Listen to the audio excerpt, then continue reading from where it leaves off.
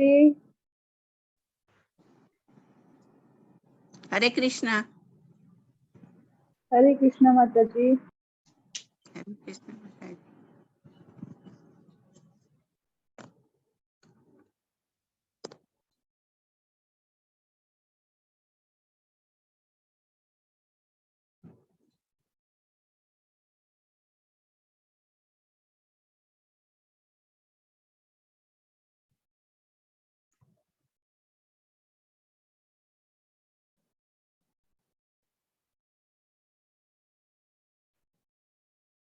हरे कृष्णा प्रभु जी।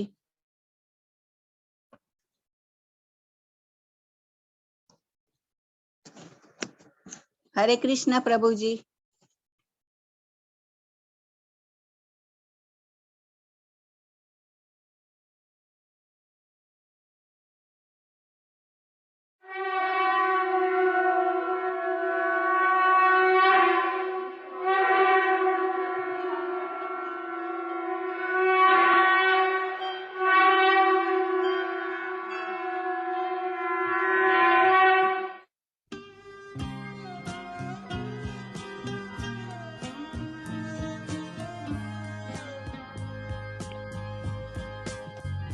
Govindam Adipurusham Tamaham Bhajami. Govindam Adipurusham Tamaham Bhajami. Govindam Adipurusham Tamaham Bhajami. Enam Kanvantam Aravindanalayatacham Bharavatam Samasitam Buddhasundarangam Kandar Bhagom Vikamaniya Vishesha Shobham. Govindam Adipurusham Tamaham Bhajami. Govindam Adipurusham Tamaham Bhajami. Govindam Adipurusham Tamaham Bhajami. Angani Yasa Sakale Priya Priti Manti Vasyanti Panti Kayanti Chiram Naganti Ananda Chinmaya Sadhu Jala Vigrahasya Govindam Adipurusham Tamaham Bhajami. Govindam Adipurusham Tamaham Bhajami. Govindam Adipurusham Tamaham Bhajami. Govindam Adipurusham Tamaham Bhajami. Govindam Adipurusham Tamaham Bhajami. Govindam Adipurusham Tamaham Bhajami.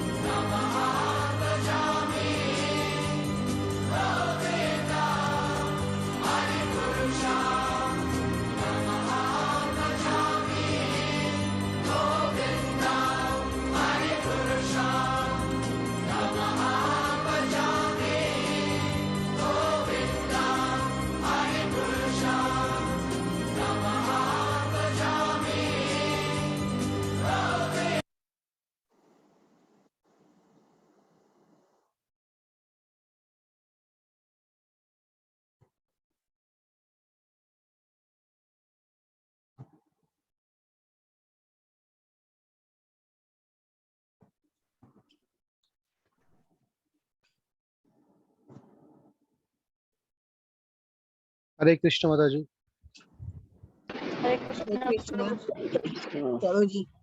हरे कृष्ण हरे कृष्ण।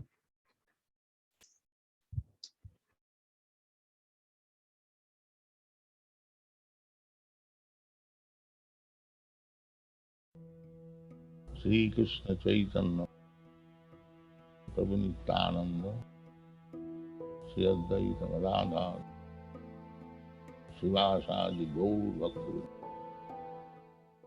हरे कृष्ण कृष्ण कृष्ण हरे हरे, हरे राम राम राम हरे हरे। हरे कृष्ण कृष्ण कृष्ण हरे हरे, हरे राम राम राम हरे हरे। हरे कृष्ण कृष्ण कृष्ण हरे हरे, हरे राम राम हरे हरे। हरे कृष्ण कृष्ण कृष्ण हरे हरे, हरे राम राम हरे हरे। हरे कृष्ण कृष्ण कृष्ण हरे हरे, हरे राम हरे हरे। हरे कृष्ण कृष्ण कृष्ण हरे हरे, हरे राम हरे हरे। हरे कृष्ण कृष्ण कृष्ण हरे हरे, हरे राम हरे हरे। हरे कृष्ण कृष्ण कृष्ण हरे हरे, हरे राम हरे हरे। हरे कृष्ण कृष्ण कृष्ण हरे हरे, हरे राम हरे हरे। हरे कृष्ण कृष्ण कृष्ण हरे हरे, हरे राम हरे हरे। हरे कृष्ण कृष्ण कृष्ण हरे हरे, हरे राम हरे हरे। हरे कृष्ण कृष्ण कृष्ण हरे हरे, हरे राम हरे हरे। हरे कृष्ण कृष्ण कृष्ण हरे हरे, हरे राम हरे हरे। हरे कृष्ण कृष्ण कृष्ण हरे हरे, हरे राम हरे हरे। हरे कृष्ण कृष्ण कृष्ण हरे हरे, हरे राम हरे हरे। हरे कृष्ण कृष्ण कृष्ण हरे हरे, हरे राम हरे हरे। हरे कृष्ण कृष्ण कृष्ण हरे हरे, हरे राम हरे हरे। हरे कृष्ण कृष्ण कृष्ण हरे हरे, हरे राम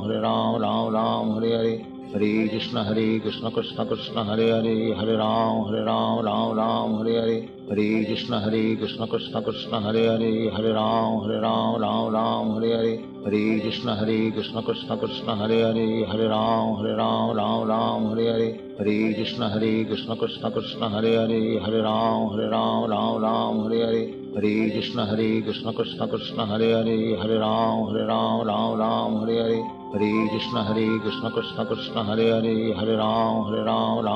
हरे हरे। हरे कृष्ण कृष्ण कृष्ण हरे हरे, हरे राम हरे हरे।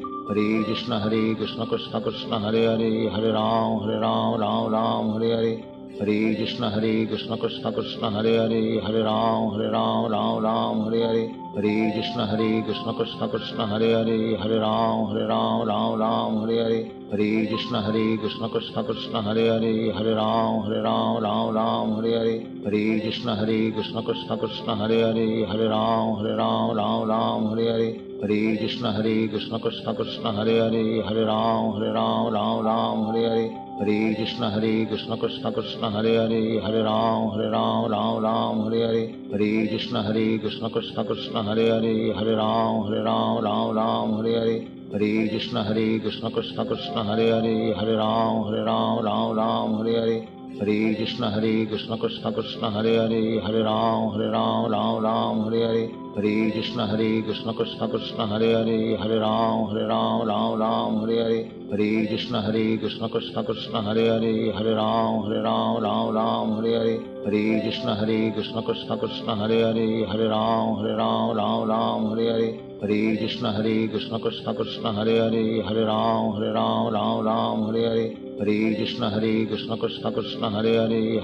हरे कृष्ण कृष्ण कृष्ण हरे हरे, हरे राम हरे हरे।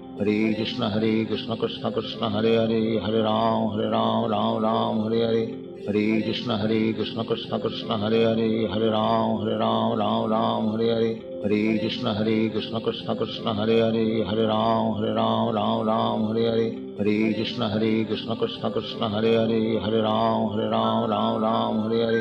हरे कृष्ण कृष्ण कृष्ण हरे हरे, हरे राम हरे हरे। हरे कृष्ण कृष्ण कृष्ण हरे हरे, हरे राम हरे हरे।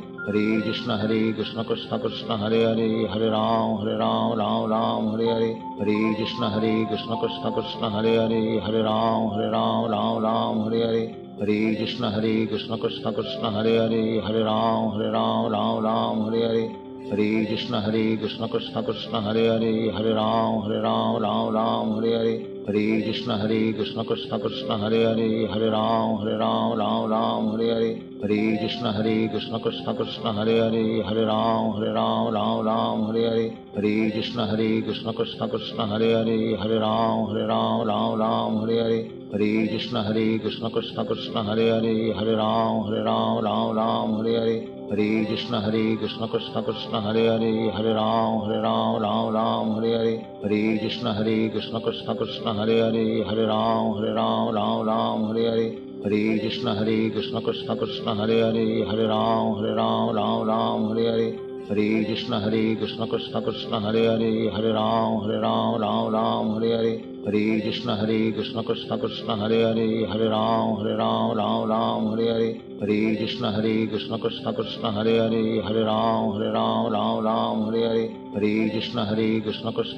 हरे हरे, हरे राम हरे हरे, हरे कृष्ण कृष्ण कृष्ण हरे हरे, हरे राम हरे हरे, हरे कृष्ण कृष्ण कृष्ण हरे हरे, हरे राम हरे हरे, हरे कृष्ण कृष्ण कृष्ण हरे हरे, हरे राम हरे हरे, हरे कृष्ण कृष्ण कृष्ण हरे हरे, हरे राम हरे हरे,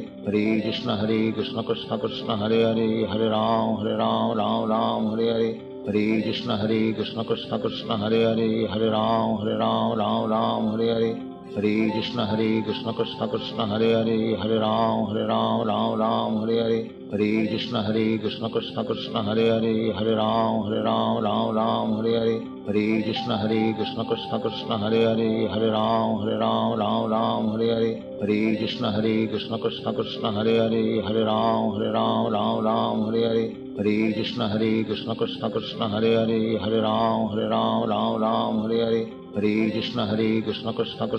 हरे, हरे राम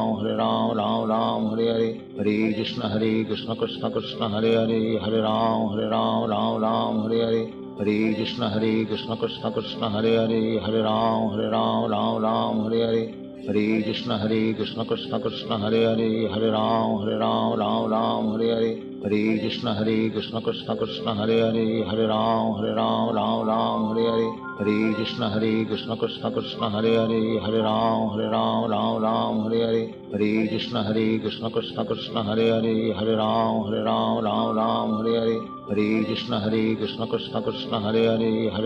हरे हरे, हरे कृष्ण कृष्ण कृष्ण हरे हरे, हरे राम हरे हरे, हरे कृष्ण कृष्ण कृष्ण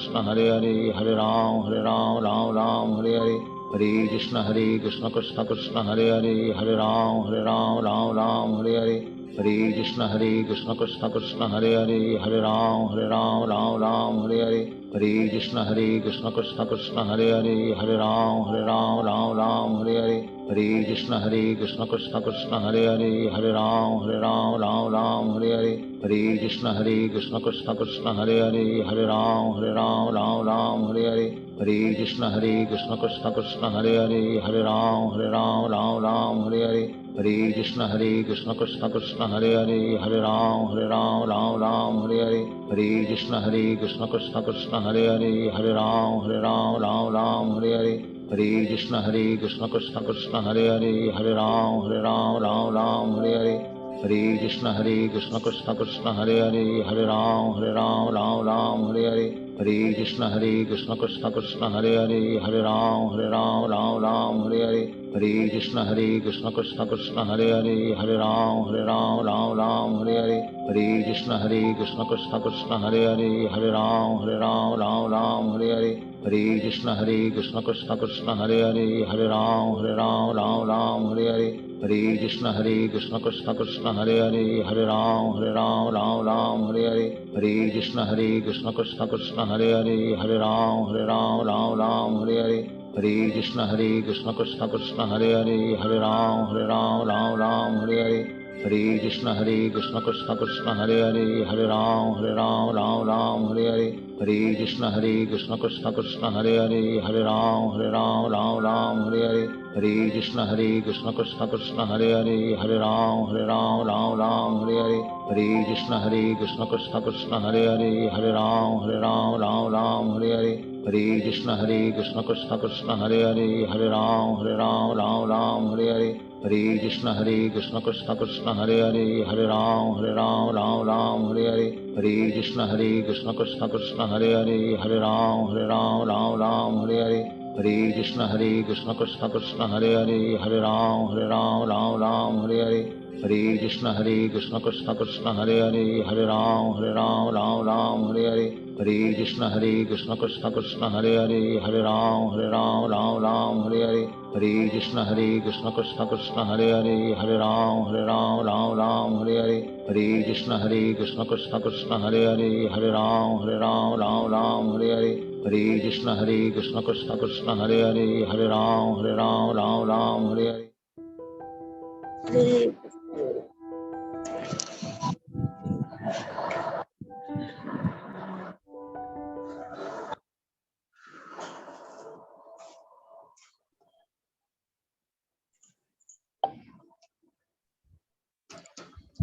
हरे कृष्ण हरे कृष्ण प्रभु। हरे कृष्ण हरे कृष्ण। कृष्ण। क्या बात है, आज Sunday के दिन सभी व्यस्त है क्या? 3:05 होने वाले हैं और अभी तक क्लास में सिर्फ 10 लोग। आश्चर्य की बात है। कृष्ण का ज्ञान मिल रहा है कृष्ण की कृपा से, और हम उनकी कृपा का आस्वादन नहीं कर पाए तो अनुचित होगा। आज जो है श्लोक पठन कोई नए लोग करें तो ज्यादा अच्छा होगा। कल गीता माता जी ने और राजलक्ष्मी माता जी ने किया था। आज कुछ और लोग करना चाहें तो हैंड रेस करके आगे बढ़ सकते हैं। आज हम 16वें श्लोक से शुरू करेंगे। कुछ नए लोग दिख रहे हैं मुझे, गीता ज्ञान माता जी दिख रही हैं जो पहली बार आई हैं। देखिए, हमने पहला अध्याय कंप्लीट कर चुके हैं। पहला अध्याय कंप्लीट करने के बाद हम दूसरे अध्याय से शुरू कर रहे हैं। दूसरे अध्याय को कल हमने स्टार्ट किया था और दूसरे अध्याय का 15वां श्लोक हमने कंप्लीट कर चुके हैं। आज 16वें श्लोक से आगे बढ़ेंगे, लेकिन उसके पहले हम दैनिक जो है हमारा मंगलाचरण करेंगे। ओम नमः भगवते वासुदेवाय, ओम नमः भगवते वासुदेवाय, ओम नमः भगवते वासुदेवाय। ओम अज्ञानतिमिरान्धस्य ज्ञानाञ्जन शलाख्य चक्षुरुन्मिलितं तस्मै श्री गुरुवे नमः। नमो ओम विष्णुपदाय कृष्ण पृष्ठाय भूतले श्रीमती भक्ति वेदांत स्वामिनिति नामिने, नमस्ते सरस्वती देवी गौरवाणी प्रचारिणे, निर्विशेष शून्यवादी पाश्चात्य देशतारिणे। ओम स्वास्ति श्री गणेशाय नमः। ओम स्वास्ति श्री राधा कृष्ण चरण कमलेभ्यो नमः। ओम स्वास्ति श्री गुरु चरण कमलेभ्यो नमः। ध्यान मूलम गुरु मूर्ति, पूजा मूलम गुरु पदम, मंत्र मूलम गुरु वाक्यम, मोक्ष मूलम गुरु कृपा। हे कृष्ण करुणा सिंधु दीन बंधु जगत पते, गोपेश गोपिका कांत राधा कांत नमस्तुते। तप्त कांचन गौरांगी राधे वृंदावनेश्वरी, वृषभानु सुते देवी प्रणमामि हरे प्रिय। नमो महावंदनाय कृष्ण प्रेम प्रदायते, कृष्णाय कृष्ण चैतन्य नामने गौरत विषय नमः। जय श्री कृष्ण चैतन्य प्रभु नित्यानंद श्री अद्वैत गदाधर श्री वासादि गौर भक्त वृंद। हरे कृष्ण कृष्ण कृष्ण हरे हरे, हरे राम राम राम हरे हरे। हरे स्वागत है आप सभी का। कल के 1 से लेकर 15 श्लोक में हमने देखा कि कृष्ण ने पहले अध्याय में कुछ भी नहीं कहा था। बहुत सुंदर क्वालिटी का प्रदर्शन किया लिसनिंग का। जैसे कृष्ण ने पहले अर्जुन की पूरी व्यथा सुनी, अर्जुन के युद्ध न लड़ने के 5 कारणों को सुना, उसके बाद में तब एक एक करके उत्तर देना शुरू किया। कल हमने देखा कि अर्जुन को किस तरह से कृष्ण ने डांट लगाई, किस तरह से उनके ऊपर कर्म से भागने का आरोप भी लगाया, और अर्जुन एक सच्चे शिष्य की तरह जब उसे कुछ समझ में नहीं आ रहा था, यानी किम कर्तव्य विमूढ़ हो गए, क्या करना है, किस दिशा में जाना है, दिशाहीन हो गए, तो उन्होंने 7वें श्लोक में देखिए कन्हैया के प्रति समर्पण कर दिया। उन्होंने अपनी दुर्बलता को मान लिया, अर्पण दोषों पहत स्वभाव, यानी मान लिया कि मेरे अंदर हीन दुर्बलता है, क्या करना है मुझे समझ में नहीं है। कन्हैया के सामने समर्पण कर दिया, जो श्रेयस्कर वो बताने के लिए किया। कल हमने भी देखा, हमने भी वही चीज का अनुसरण किया कि हमारे अंदर भी बहुत सारे दोष हैं। अर्जुन ने तो वो दोष को कबूल लिया, मान लिया, लेकिन हम यहाँ से बैकग्राउंड नॉइज आ रही है। अर्जुन ने अपने दोस्तों को स्वीकार किया था, लेकिन हम जो हैं अपने दोस्त को स्वीकार करने में हिचकिचाते हैं, दूसरे के सामने बताने में तो उससे ज्यादा हिचकिचाते हैं, कहीं कोई हमारा दुर्बलता ना जान ले। लेकिन यहाँ कृष्ण के श्लोक से हमें समझ में आता है, कृष्ण के ज्ञान से समझ में आता है, अर्जुन के अनुसरण करें तो हमें अपने गुरु से, और गुरु नहीं है तो ऐसे व्यक्ति के सामने समर्पण करना चाहिए जो हमें रास्ता दिखाए। और कल हमने ये भी देखा था कि किस तरह से cycle of birth and death चलता है।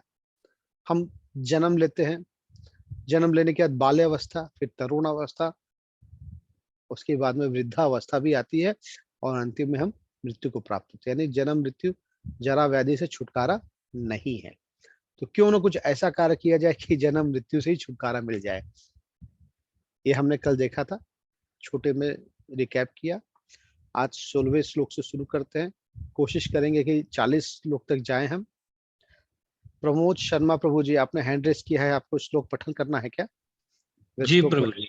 जी प्रभु, मुझे स्क्रीन शेयर कर लेने दीजिए। किसी को कोई स्तुति करनी है, कोई भजन करना है कन्हैया का, राधा जी का, तो आप कर सकते हैं। तब तक मैं स्क्रीन शेयर करता हूँ। किसी को अगर इंटरेस्ट है, कोई अगर करना चाहे।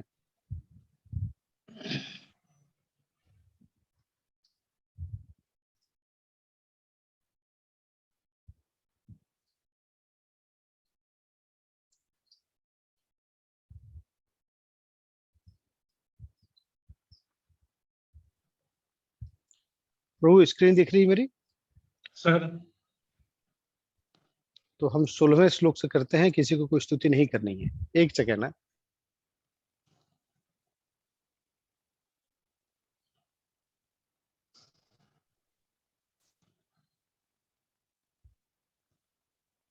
जी प्रभु जी, 16वें श्लोक से शुरू करते हैं।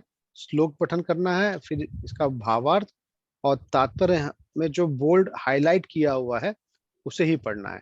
लेकिन तात्पर्य पढ़ने के पहले प्रभुपाद जी का है, तो प्रभुपाद जी को धन्यवाद करते हुए ही हम तात्पर्य पढ़ेंगे। हरे कृष्ण प्रभु, शुरू करिए। जी प्रभु जी। हरे कृष्ण प्रभु जी, दंडवत प्रणाम। न सतो विदते भावा न भावा विदते शता उभयोपि दृष्ट्वा अंता तु अन्यो तत्वदर्शी। तत्वदर्शियों ने यह निष्कर्ष निकाला है कि असत भौतिक शरीर का तो कोई चिर स्थायित्व नहीं है, किंतु सत आत्मा अपरिवर्तित रहता है। उन्होंने इन दोनों की प्रकृति के अध्ययन द्वारा यह निष्कर्ष निकाला है। प्रभुपाद जी का तात्पर्य। प्रभुपाद जी की जय। परिवर्तनशील शरीर का कोई स्थायित्व नहीं है। आधुनिक चिकित्सा विज्ञान की भी यह स्वीकार किया है कि विभिन्न कोशिकाओं की क्रिया प्रतिक्रिया द्वारा शरीर प्रतिक्षण बदलता रहता है। इस तरह शरीर में वृद्धि तथा वृद्धावस्था आती रहती है, किंतु शरीर तथा मन में निरंतर परिवर्तन होने पर भी आत्मा स्थायी रहता है। यही पदार्थ तथा आत्मा का अंतर है। स्वभावतः शरीर नित्य परिवर्तनशील है और आत्मा शाश्वत है। यहीं से भगवान द्वारा अज्ञान से मोहग्रस्त जीवों को उपदेश देने का शुभारंभ होता है। अज्ञान को हटाने के लिए आराधक और आराध्य के बीच पुनः शाश्वत संबंध स्थापित करना होता है, और फिर अंश रूप जीवों तथा श्री भगवान के अंतर को समझना होता है। कोई भी व्यक्ति आत्मा के अध्ययन द्वारा परमेश्वर के स्वभाव को समझ सकता है। आत्मा तथा परमात्मा का अंतर अंश तथा पूर्ण के अंतर के रूप में है। जीव का संबंध पराप्रकृति से है, जैसा कि 7वें अध्याय से स्पष्ट होगा। यद्यपि शक्ति तथा शक्तिमान में कोई अंतर नहीं है, किंतु शक्तिमान को परम माना जाता है और शक्ति या प्रकृति को गौड़। अतः सारे जीव उसी परम परमेश्वर के सदैव अधीन रहते हैं। जिस तरह सेवक स्वामी के या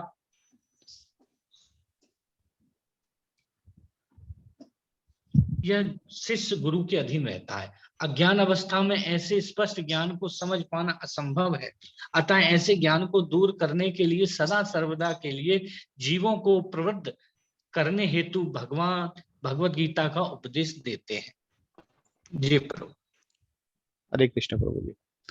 देखिए कन्हैया क्या कह रहे हैं, तत्वदर्शियों ने यह निष्कर्ष निकाला है कि असत भौतिक शरीर का कोई चिरस्थायित्व नहीं है, किंतु जो सत्य है, सत्य आत्मा अपरिवर्तित रहता है। उन्होंने इन दोनों की प्रकृति के अध्ययन द्वारा यह निष्कर्ष निकाला है। कन्हैया कह रहे हैं कि दो चीजें हैं, एक सत्य है, एक असत्य है। सत्य क्या है? आत्मा है, जो परिवर्तन से दूर है, उसमें कोई परिवर्तन नहीं होता। हमने कितने लाखों जन्म ले लिए हमें पता नहीं है। इस जन्म में मैं प्रमोद दुबे हूँ, इस जन्म में आप प्रमोद शर्मा हैं, लेकिन पिछले कितने जन्मों में हम क्या थे, कैसे थे, कुछ नहीं जानते। आत्मा परिवर्तन नहीं होता, शरीर का परिवर्तन होता है। अब हमारी कोशिकाएं देखिए, कोशिकाएं हमारे शरीर में रोज लाखों सेल्स बनते हैं, लाखों कोशिकाएं बनती हैं और लाखों कोशिकाएं खत्म भी हो जाती हैं, डेड हो जाती हैं। तो शरीर में बदलाव होता है, शरीर बदलता है, इसलिए वो असत्य है।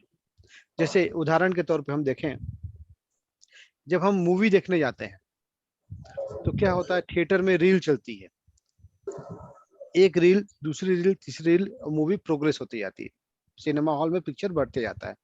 वैसे ही हमारे जीवन की भी ये रील चल रही है, हम रुके नहीं हैं, चल रहे हैं।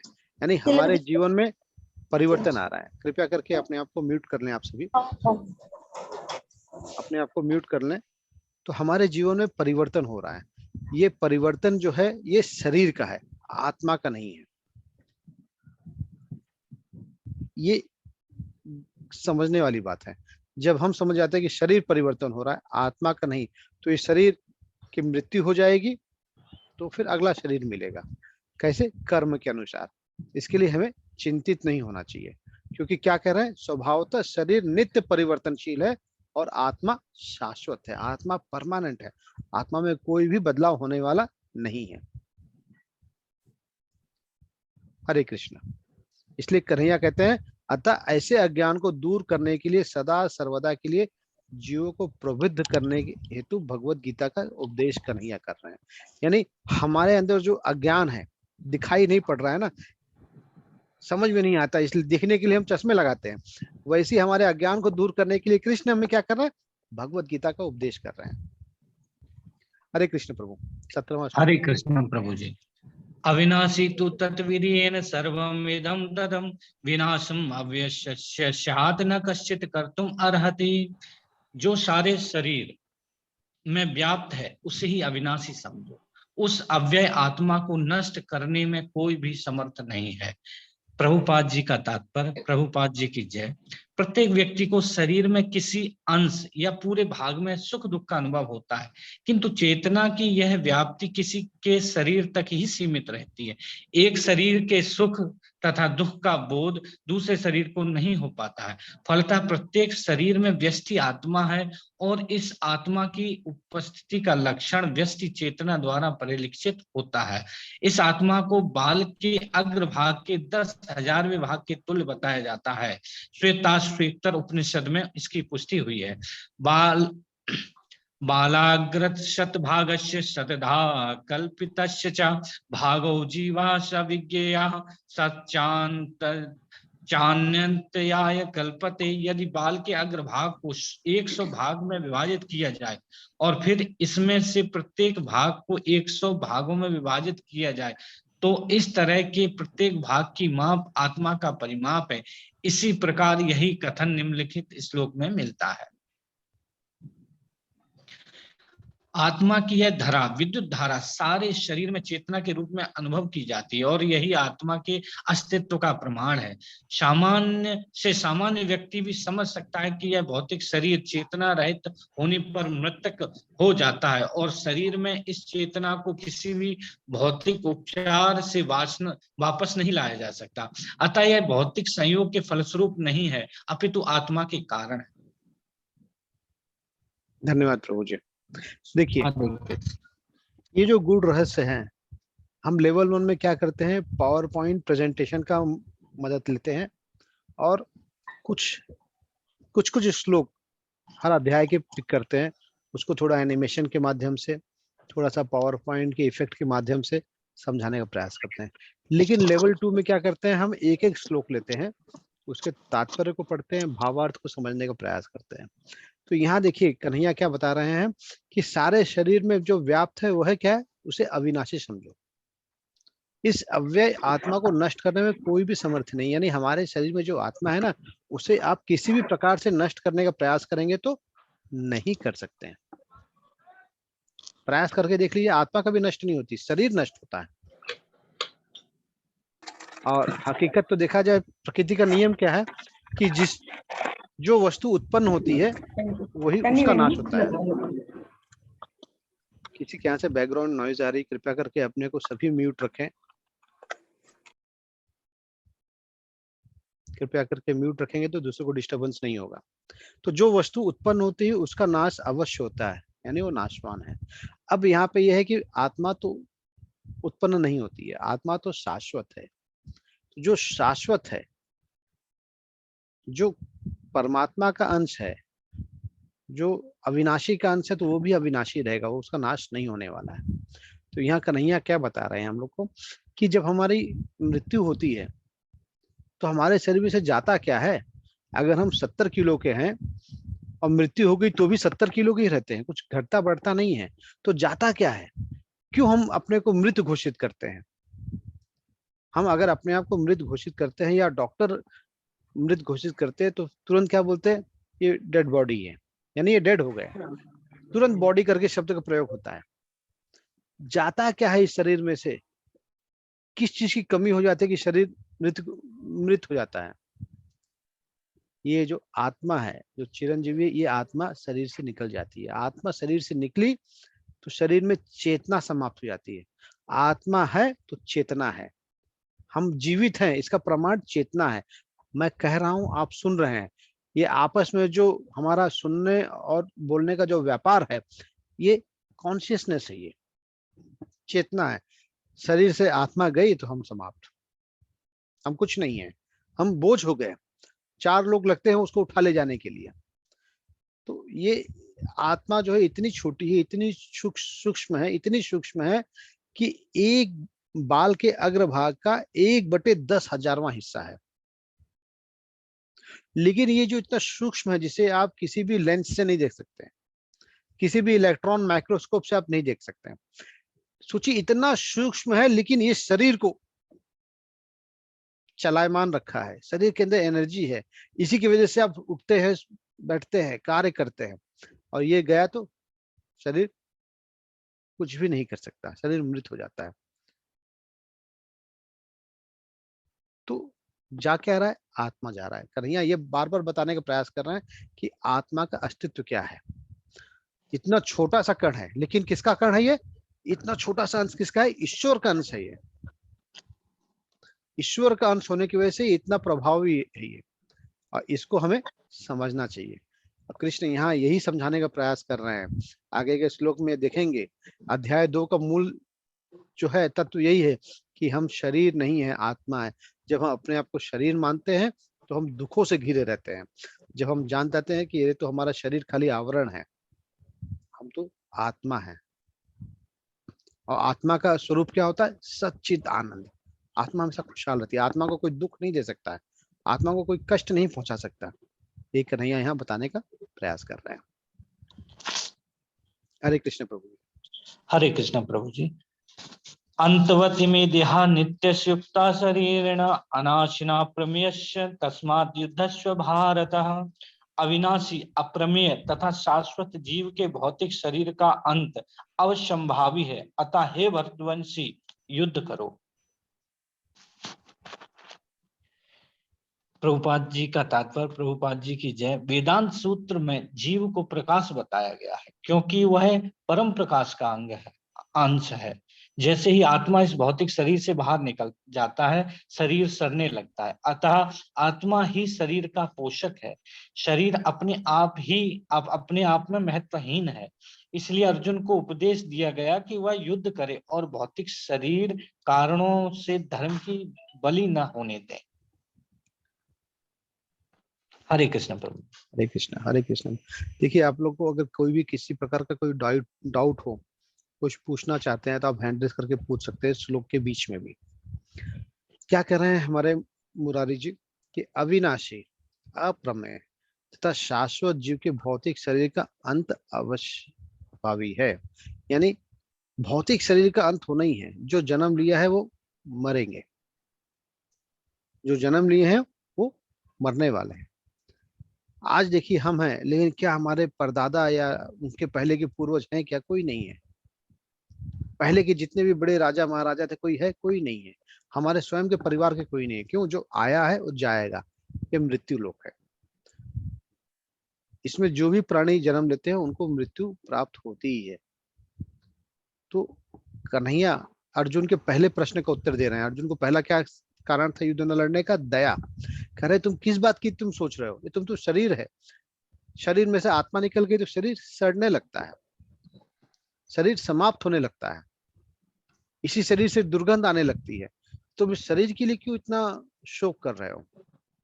इसलिए युद्ध करो, ये तुम्हारा कर्म है। दूसरे अध्याय के 11वें से लेकर के 29वें श्लोक तक, 11वें से 29वें श्लोक तक कृष्ण ने हमको यही ज्ञान दिया है। क्या? कि हम शरीर नहीं, आत्मा है। आत्मा के अस्तित्व पे चर्चा की है। विश्व की कोई भी यूनिवर्सिटी ऐसा नहीं जहां पे आत्मा के बारे में बताया जाए। आत्मा के ऊपर रिसर्च भी नहीं है किसी भी यूनिवर्सिटी में, क्योंकि भौतिक यूनिवर्सिटी, वहां पे आपको पीएचडी करा सकते हैं, एमफिल करा सकते हैं, आप पोस्ट ग्रेजुएशन कर सकते हैं भौतिक चीजों पे, लेकिन आध्यात्मिक दृष्टिकोण की स्टडी नहीं होती वहां पे। ये तो ईश्वर का विज्ञान है जिसे आप श्रद्धा प्रेम से समझ सकते हैं, और ये बड़ा गुड़ रहस्य की बात है। ये जो आत्मा है, ये आत्मा परमात्मा का ही अंश है।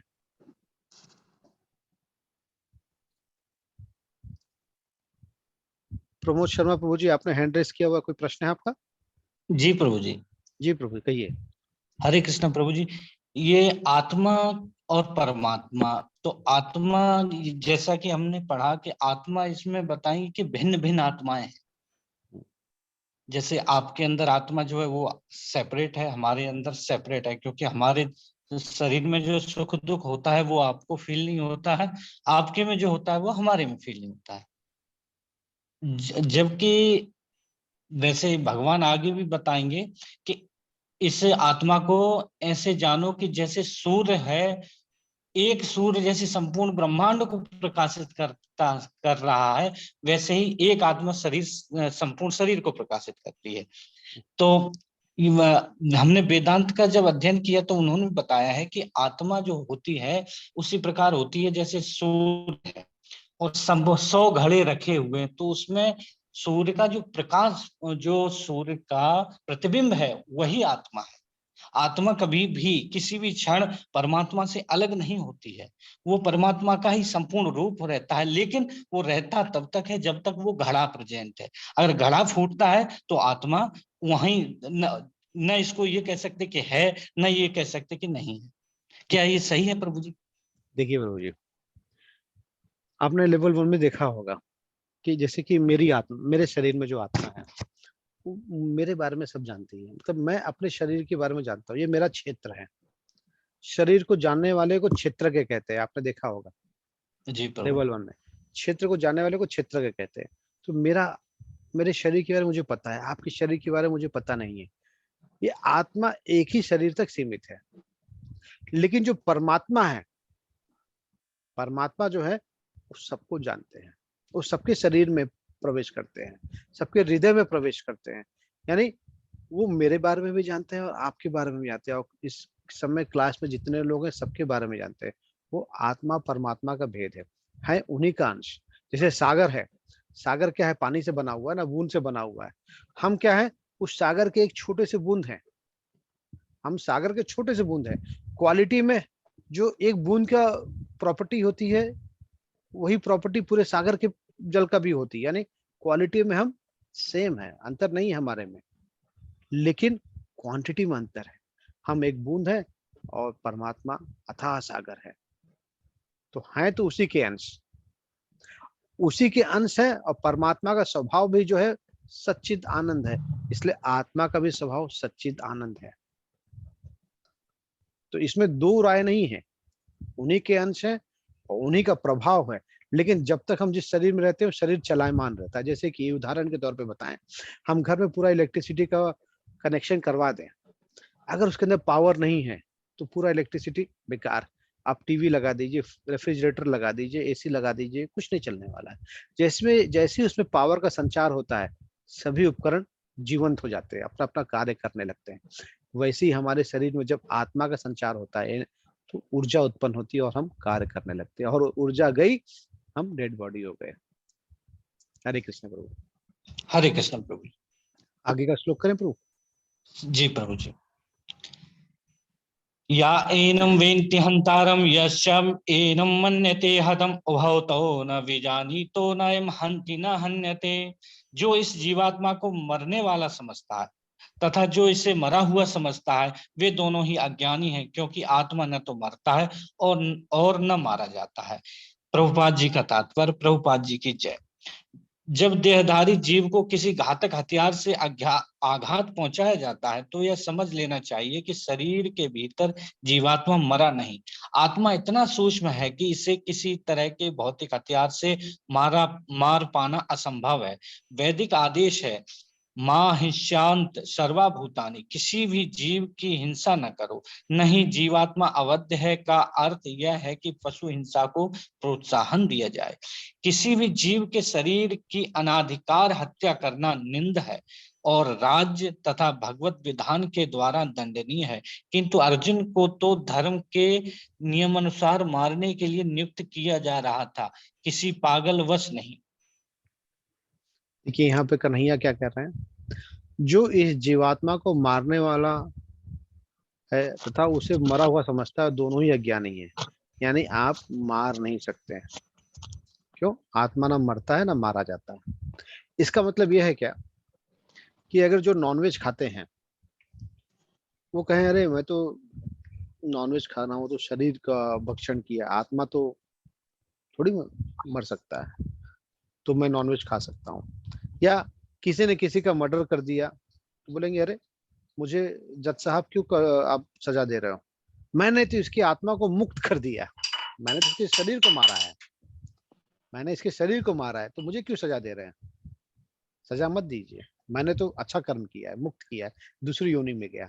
ऐसा हम नहीं कह सकते, क्योंकि हर जीव के अंदर ईश्वर का अंश है, हर जीव के अंदर ईश्वर का अंश है और वो अपनी स्वाभाविक मृत्यु के साथ आता है।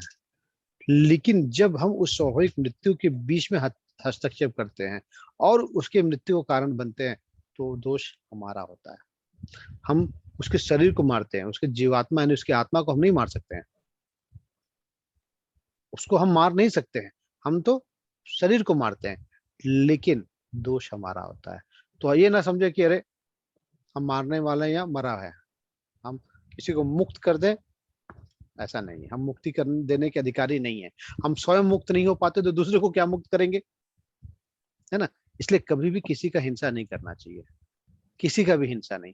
हम तो चींटी को मारने के पक्ष में भी नहीं है, मच्छर को मारने के भी पक्ष में नहीं, क्योंकि मच्छर के अंदर भी तो कॉन्शियसनेस है। अगर हम मच्छर को मारते हैं तो क्या हमें दोष नहीं लगता है? बिल्कुल दोष लगता है।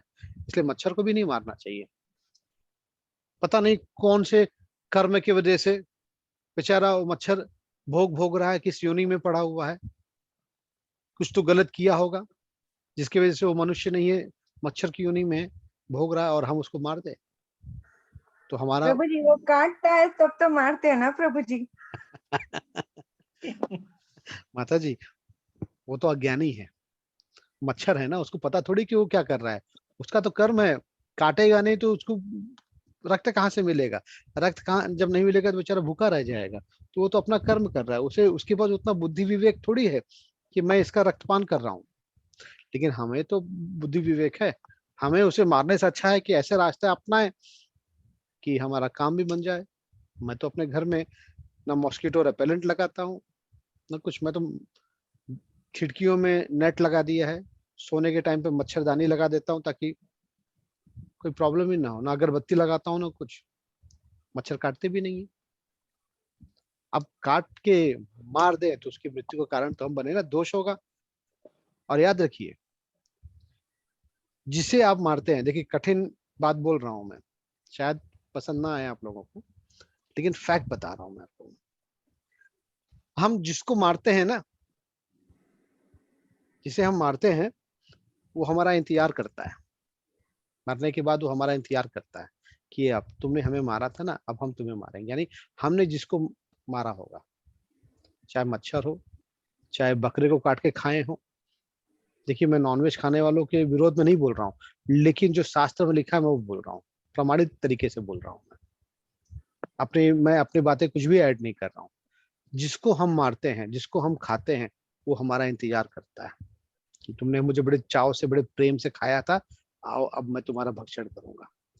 अगर आपको ऐसा सही नहीं लगता तो मेरे ही YouTube चैनल जो है उसमें मैंने नरक की गति के ऊपर एक विशेष क्लास ली थी। आप जैसे ही लेवल 2 के कुछ लोग थे जिन्होंने रिक्वेस्ट किया था, तो मैंने उनके लिए नरक की गति के ऊपर क्लास लिया था। 28 प्रकार के नरक हैं, उसका विवरण किया था। लगभग 2 घंटे की क्लास है। चाहे तो उसको जाके आप देखें, उसमें बड़ा डिटेल में विवरण है। तो हम ऐसा क्यों कर्म करें कि हमको आगे जाके हिसाब किताब देना पड़े? और भगवत गीता यही तो ज्ञान देती है। भगवत गीता और भागवत में 2 अंतर है।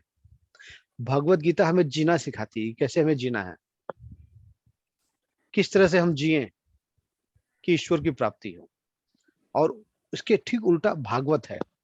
भागवत हमें सिखाता है कि हम किस तरह से मरें कि हमें ईश्वर की प्राप्ति हो। एक जीना सिखाता है, एक मरना सिखाता है, और दोनों ही बड़े उत्तम है, दोनों ही बहुत जरूरी है। हरे कृष्ण प्रभु। हरे कृष्ण प्रभु जी। न जायते म्रियते वा कदाचित् अयं भूत्वा भाविता वा न भूया अजानित्या शाश्वतो अयं पुराणो न हन्यते हन्यमाने शरीरे। आत्मा के लिए किसी भी काल में न तो जन्म है न मृत्यु। वह न तो कभी जन्मता है न जन्म लेता है और न जन्म लेगा। वह जन्मा है, नित्य है, शाश्वत है तथा पुरातन है। शरीर के मारे जाने पर वह मारा नहीं जाता। प्रभुपाद जी का तात्पर्य। प्रभुपाद जी की जय। शरीर में 6 प्रभु प्रकार। जी एक सेकंड। जी प्रभु। देखिए यहाँ पे क्या कह रहे हैं कन्हैया, आत्मा के लिए न किसी काल में न तो जन्म है न मृत्यु है।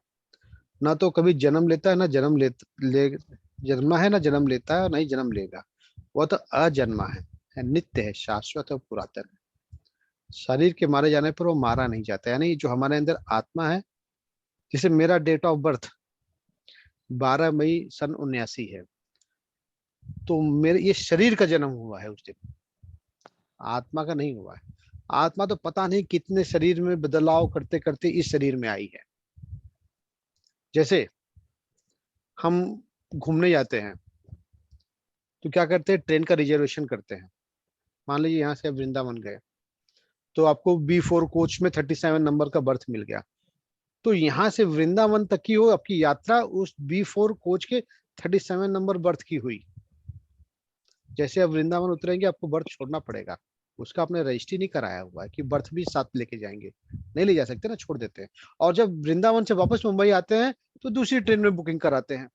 मालूम पड़ा उसमें आपको B1 में 25 नंबर सीट मिला, तो उस B1 में 25 नंबर में बैठ के वापस आते हैं। यानी हम यात्रा जब करते हैं तो यात्रा के समय अपने लिए एक सीट रिजर्व कर लेते हैं, और जब तक यात्रा पूरी नहीं होती उस सीट पे बैठ के यात्रा करते हैं। जैसे यात्रा का गंतव्य आया हम सीट छोड़ दिए।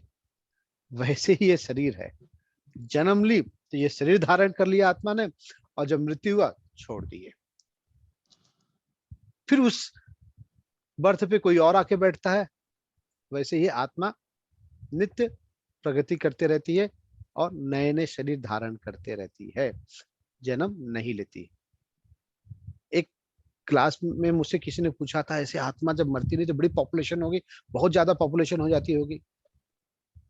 मौला की देखिए, कन्हैया के सिस्टम में जो है पॉपुलेशन का विस्फोट नहीं होता है कभी। हर चीज बराबर तरीके से मैनेज होते हैं। हम आप मैनेज नहीं कर पाते, लेकिन कन्हैया हर चीज को मैनेज करते हैं। हरे कृष्ण प्रभु जी, तात्पर्य पढ़िए। हरे कृष्ण प्रभु जी। प्रभुपाद जी का तात्पर्य। प्रभुपाद जी की जय। शरीर में 6 प्रकार के रूपांतर होते हैं।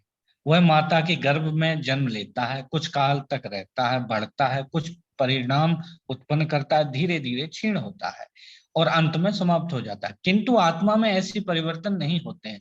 आत्मा अजन्मा है, किंतु चूंकि यह भौतिक शरीर धारण करता है, अतः शरीर जन्म लेता है, आत्मा न तो जन्म लेता है न मरता है। जिसका जन्म होता है उसकी मृत्यु भी होती है, और चूंकि आत्मा जन्म नहीं लेता है, अतः उसका न तो भूत है, न वर्तमान है, न भविष्य है। वह नित्य, शाश्वत तथा सनातन है, अर्थात उसके जन्म लेने का कोई इतिहास नहीं है। हम शरीर के प्रभाव में आकर आत्मा के जन्म मरण आदि का इतिहास खोजते हैं। अतः आत्मा शरीर के 6 प्रकार के परिवर्तन से मुक्त है। आत्मा ज्ञान से या चेतना से सदैव पूर्ण रहता है, अतः चेतना ही आत्मा का लक्षण है। देखिए, आत्मा का लक्षण क्या है? चेतना, यानी कॉन्शियसनेस। चेतना है तभी तो हम बोल रहे हैं, आप सुन रहे हैं। चेतना नहीं तो फिर हम कुछ नहीं कर सकते, उठ भी नहीं सकते। जैसे हम बेहोश हो जाते हैं तो कोई उठा के हमको लिटा देते हैं, वैसी स्थिति होती है। फिर भी हम बेहोश होते हैं तो अंदर चेतना रहती है, कुछ कह नहीं पाते लेकिन चेतना रहती है। चेतना समाप्त, शरीर समाप्त। तो यहाँ पे क्या बताया गया है कि शरीर के 6 लक्षण हैं, 6 प्रकार से शरीर आगे बढ़ता है।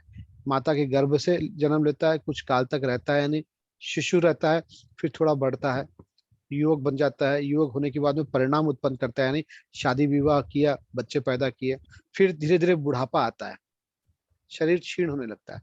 अब देखिए, अपने ऊपर देखिए, हमारे ऊपर देखिए, जब हम छोटे थे तो धीरे धीरे बढ़े, एक लेवल तक हाइट पहुंची, शरीर पहुंचा।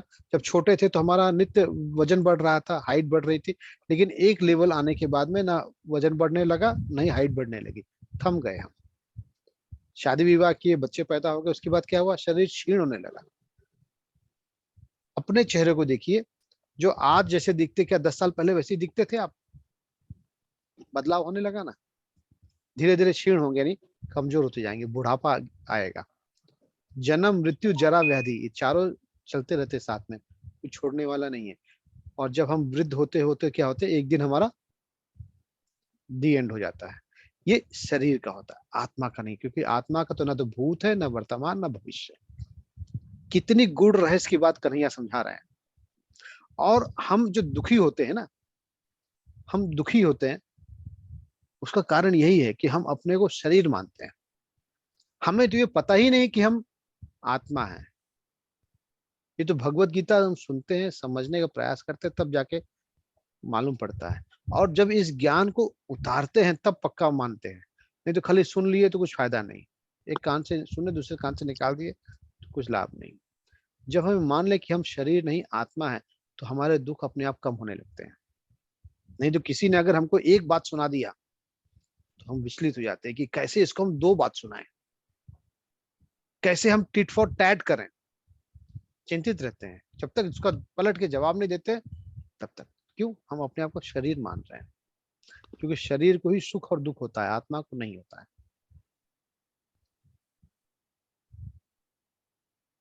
हरे कृष्ण प्रभु। हरे कृष्ण प्रभु जी। वेद अविनाशिनम नित्यम या एनम अजम अव्ययम कथम सा पुरुषा पार्थकम घातयति हंतिकम। हे पार्थ, जो व्यक्ति यह जानता है कि आत्मा विनाशी, अजन्मा, शाश्वत तथा अव्यय है, वह भला किसी को कैसे मार सकता है या मरवा सकता है?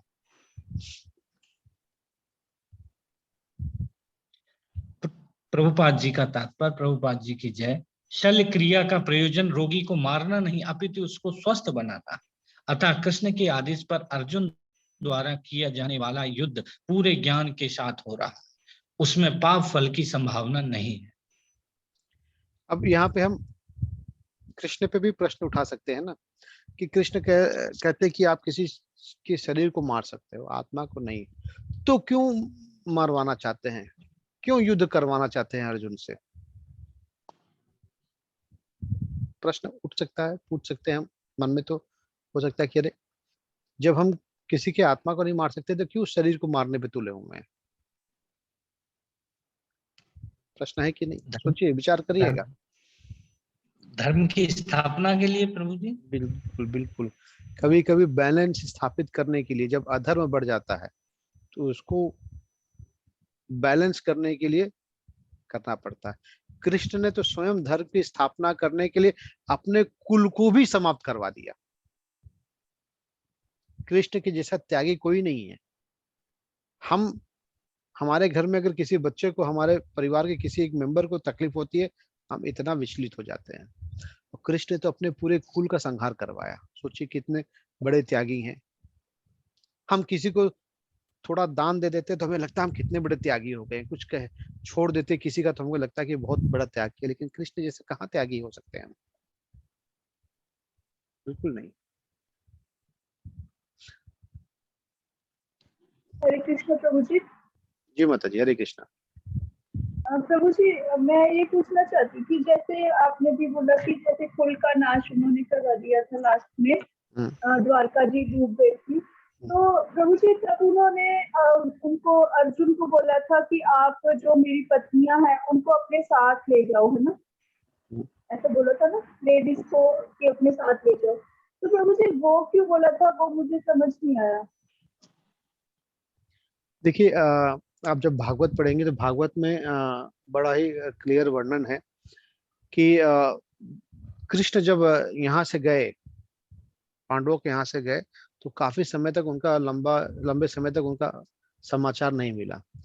तो जब यहाँ से अर्जुन गए कि बहुत दिन हो गए, कुछ कन्हैया के बारे में पता नहीं चल रहा है, तो वहां गए तो मालूम पड़ा कि कृष्ण ने तो अपने कुल को भी समाप्त कर दिया। और कुछ ही लोग बचे हैं जिनको उन्होंने निर्देश किया कि आप ये कार्य करिए। जैसे उद्धव को अपने साथ लेके नहीं गए। उद्धव को बोले जाइए बद्रिकाश्रम, वहां ध्यान लगाइए।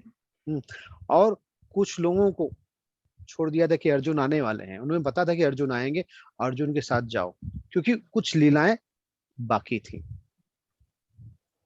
कन्हैया कुछ भी करते हैं तो उसके पीछे एक प्रयोजन होता है। हम आप भगवत गीता का पठन कर रहे हैं, सुन रहे हैं, इसके पीछे भी कन्हैया का प्रयोजन है। कुछ भी बिना कारण नहीं होता है। तो कन्हैया ने अपने बचे हुए परिवार को भी अर्जुन के साथ भेजा, और अर्जुन को भी सीख दी गई। अर्जुन अपने आप को बड़े धनुर्धर समझते थे ना। हम शायद टॉपिक से भटक रहे हैं। अर्जुन को अभी धनुर्धर की परीक्षा देनी पड़ी थी। भीलों ने भी अर्जुन को हरा दिया था।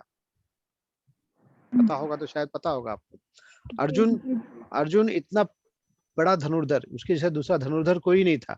लेकिन जब ईश्वर का हाथ आपके ऊपर से हट जाता है तो आप हीरो से जीरो बन जाते हैं। कन्हैया उनके साथ थे महाभारत के युद्ध में। अर्जुन का कुछ नहीं होने दिए, अर्जुन का को बचा के रखे थे। जब कन्हैया स्वयं चले गए तो वही अर्जुन जो कि हीरो थे। प्रभु जी, हरे कृष्ण माता जी, आवाज आ रही है ना?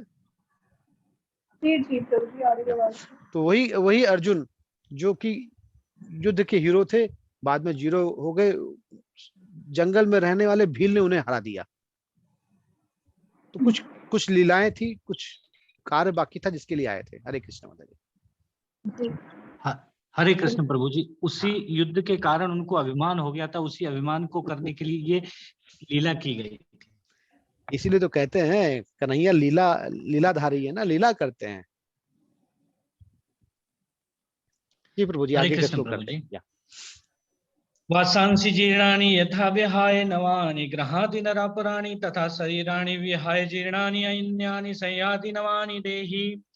जिस प्रकार मनुष्य पुराने वस्त्रों को त्याग कर नए वस्त्र धारण करता है, उसी प्रकार आत्मा पुराने तथा व्यर्थ के शरीरों को त्याग कर नवीन भौतिक शरीर धारण करता है। हम चेंज करते हैं कि नहीं? कोई नया अवसर आता है, दिवाली आ गई, होली आ गई, कोई त्योहार आ गया, किसी के यहाँ कोई फंक्शन हो गया, किसी के यहाँ कुछ शादी विवाह हो गया, तो नए नए वस्त्र पहनते ना, नए वस्त्र पहनते हैं। कहते हैं अरे ये तो, भले हमारे पास कितने भी कपड़े रहेंगे, बोलेंगे नहीं ये तो हम पहन के गए थे। वो बोलेंगे अरे इनके पास तो यही कपड़े हैं, बार बार यही पहन के चले आते, चलो नया लेते हैं। तो जब हम शरीर है ना, हम वस्त्र बदल सकते हैं, तो आत्मा नहीं बदलेगी? उसको भी लगता है ये तो बुढ़ा हो गया, ये तो शरीर जीर्णहीन हो गया, अब इसकी अवधि समाप्त होने वाली है, ये अब इसके अंत के पर पहुंच रहा है, चलो नए शरीर धारण करते हैं। इस तरह से मनुष्य जैसे अपने वस्त्रों को त्याग कर नए वस्त्र धारण करता है, उसी प्रकार आत्मा पुराने तथा व्यर्थ के शरीर, यानी शरीर धीरे धीरे व्यर्थ हो रहा है, व्यर्थ के शरीर को त्याग कर नवीन भौतिक शरीर धारण करता है। श्री प्रभुपाद जी का तात्पर्य, श्री प्रभुपाद जी की जय। अणु आत्मा का दूसरे शरीर में स्थानांतरण परमात्मा की कृपा से संभव हो पाता है।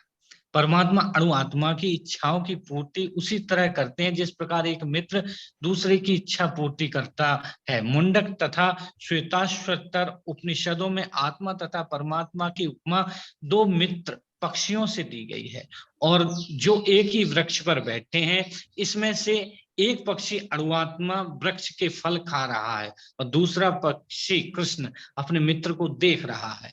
अणुआत्मा द्वारा इस संबंध की विस्मृति ही उसके एक वृक्ष से दूसरे पर जाने या एक शरीर से दूसरे शरीर में जाने का कारण है। यहाँ भगवान ने अर्जुन को उपदेश दिया है कि वह अपने पितामह तथा गुरु से देहांतरण का पर शोक प्रकट न करे, अपितु उसे इस धर्म युद्ध में उनके शरीरों का वध करने में प्रसन्न होना चाहिए, जिससे वे सब विभिन्न शारीरिक कर्म फलों से तुरंत मुक्त हो जाएं।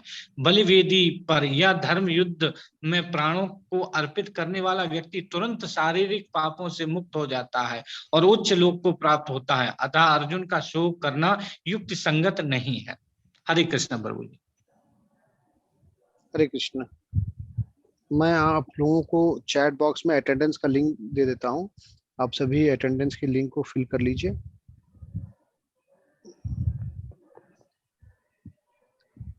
सभी को अटेंडेंस का लिंक आ गया होगा। देखिए क्या कह रहे हैं यहाँ, भगवान ने अर्जुन को उपदेश दिया कि वह अपने पितामह तथा गुरु से देहांतरण पर शोक प्रकट न करे। यानी अगर अर्जुन उनको मारते हैं, किसको, गुरु द्रोण को, पितामह को, तो उनके शरीर को मार रहे हैं, तो क्या होगा, देहांतरण हो रहा है, एक देह से दूसरे देह में स्थानांतरण हो रहा है। अपितु उसे इस धर्म युद्ध में उनके शरीर को वध करने से प्रसन्नता होनी चाहिए। क्यों? मुक्त कर रहे हैं, जिससे वे सब विभिन्न शारीरिक कर्मफलों से तुरंत मुक्त हो जाएंगे। बलिवेदी पर या धर्म युद्ध में प्राणों की अर्पित करने वाले व्यक्ति तुरंत शारीरिक पापों से मुक्त हो जाते हैं और उच्च लोक को प्राप्त करते हैं। अतः अर्जुन को शोक करना युक्ति संगत नहीं है। शायद मुझे लगता है आज सवेरे की क्लास में किसी ने बलि प्रथा पे कुछ तो प्रश्न किया था मुझसे, ऐसा लग रहा है मुझे। चैट बॉक्स में अटेंडेंस का लिंक आया हुआ है, आप सभी इस लिंक को ओपन कर सकते हैं और अटेंडेंस फिल कर सकते हैं।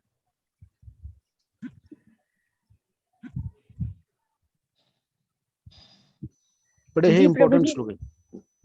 एक डाउट था प्रभु जी। जी माता जी, सब कुछ भगवान के अनुसार ही होता है ना प्रभु जी।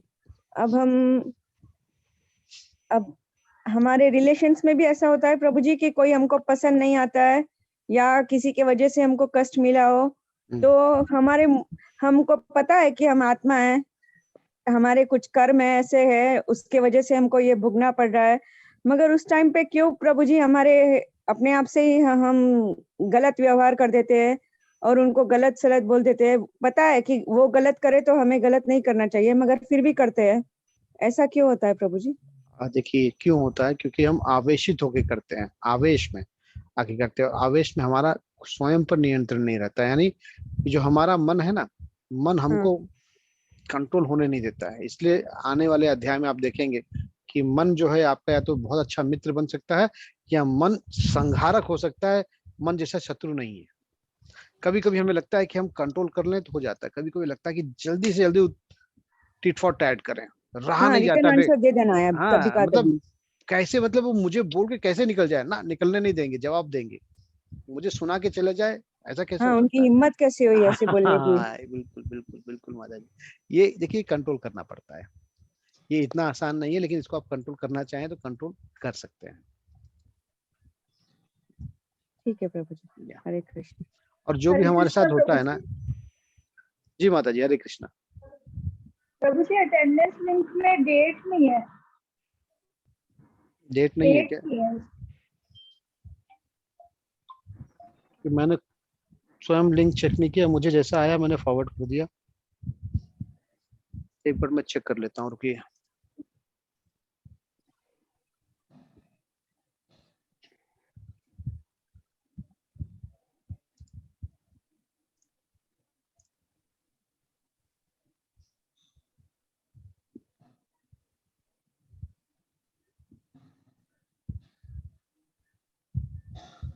माता जी आप इसको फिल कर दीजिए, मैं बाद में जो एडमिन है उनसे पता कर लूंगा कि कौन से डेट के लिए एप्लीकेबल है ये। जी प्रभु जी, इसमें जुलाई 2022 लिखा है, अभी तो अगस्त स्टार्ट हो जाएगी। जी जी हाँ, अभी तो फिलहाल जुलाई तो चल रहा है ना अभी। हाँ जुलाई से चल रहा है प्रभु जी, मेरा मतलब कि डेट होती है ना आगे, तो इसलिए पूछा मैंने। कोई बात नहीं, आप इसको फिल कर दीजिए, हम देख लेंगे इसको। जी जी कर दिए। प्रभु जी आगे का श्लोक करें। नैनम छिदंती शस्त्राणि नैनम दहति पावक। हरे कृष्ण प्रभु जी। हरे कृष्ण। नैनम छिन्द्यन्ति शस्त्राणि नैनम दहति पावकः न चैनम क्लेद्यन्त्यापो न शोष्यन्ति मारुतः। यह आत्मा न तो कभी किसी शस्त्र द्वारा खंड खंड किया जा सकता, न अग्नि द्वारा जलाया जा सकता, न जल द्वारा भिगोया या वायु द्वारा सुखाया जा सकता है। श्री प्रभुपाद जी का तात्पर्य। श्री प्रभुपाद जी की जय। सारे हथियार, तलवार, अग्नि शास्त्र, वर्षा के अस्त्र, चक्रवात आदि आत्मा को मारने में असमर्थ हैं। ऐसा प्रतीत होता है कि आधुनिक आग्नेयास्त्रों के अतिरिक्त मिट्टी, जल, वायु, आकाश आदि के भी अनेक प्रकार के हथियार होते थे। यहाँ तक कि आधुनिक युग में नाभिकीय हथियारों की गणना भी अग्नि शास्त्रों में भी की जाती है, किंतु पूर्व काल में विभिन्न पार्थिव तत्वों से बने हुए हथियार होते थे। आग्नेयास्त्रों का सामना जल के वरुण हथियारों से किया जाता था, जो आधुनिक विज्ञान के लिए अज्ञात है। आधुनिक विज्ञान को चक्रवात हथियारों का भी पता नहीं है। जो भी हो, आत्मा को न तो कभी खंड खंड किया जा सकता है, न किन्हीं वैज्ञानिक हथियारों से उसका संहार किया जा सकता है, चाहे उनकी संख्या कितनी ही क्यों ना हो। देखिए। हरे कृष्ण प्रभु जी। हरे कृष्ण।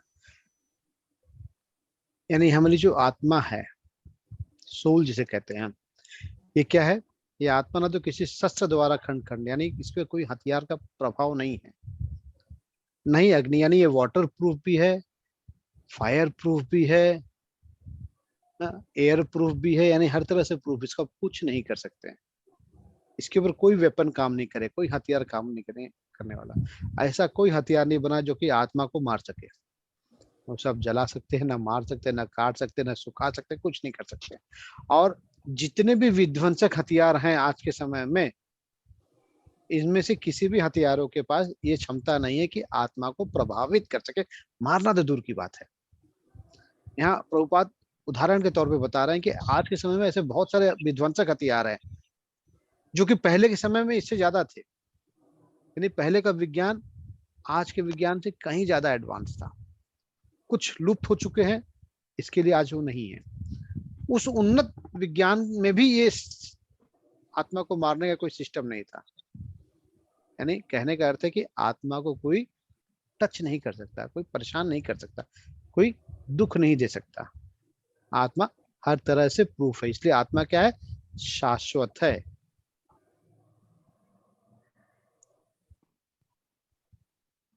हरे कृष्ण प्रभु। हरे कृष्ण प्रभु जी। अच्छेदयम अद्दाह अयम अक्लेय अशोष एव च नित्या सर्वगता स्थाणु अचरायम सनातना। यह आत्मा अखंडित तथा अघुलनशील, इसे न तो जलाया जा सकता है, न ही सुखाया जा सकता है। यह शाश्वत, सर्वव्यापी, अविकारी, स्थिर तथा सदैव एक सा रहने वाला है। इस आत्मा को आप कुछ भी नहीं कर सकते। यानी कन्हैया बार बार अर्जुन को समझा रहे हैं, अरे तुम शोक कर रहे हो, तुम दया कर रहे हो, और किस बात की दया, किस बात का शोक? ये आत्मा है, इनके शरीर को आप मार रहे हो। शरीर को मारना जरूरी, क्योंकि ये जो है ये अधर्म के पक्ष में खड़े हैं।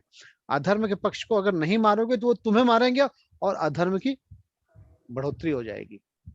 और तुम अगर अधर्म की बढ़ोतरी करने के सहायक बने, तुम पाप के तब असली अधिकारी होगे। अभी तुमको इनको मार के जो पाप का अनुभव का डर लग रहा है, वो पाप तो नहीं है, लेकिन नहीं मारे तो पाप लग जाएगा। कन्हैया बता रहे। हरे कृष्ण प्रभु जी। हरे कृष्ण। अव्यक्तयम अचिंतयम अविकारयम उच्यते तस्मात् एवं विदित्वायनम न अनुशोचितुम अर्हसि। यह आत्मा अव्यक्त, अकल्पनीय तथा अविवर्तनीय कहा जाता है। यह जानकर तुम्हें शरीर के लिए शोक नहीं करना चाहिए। श्री प्रभुपाद जी का तात्पर्य। प्रभुपाद जी की जय। जैसा कि पहले कहा जा चुका है, आत्मा इतना सूक्ष्म है कि इसे सर्वाधिक शक्तिशाली सूक्ष्मदर्शी यंत्र से भी नहीं देखा जा सकता।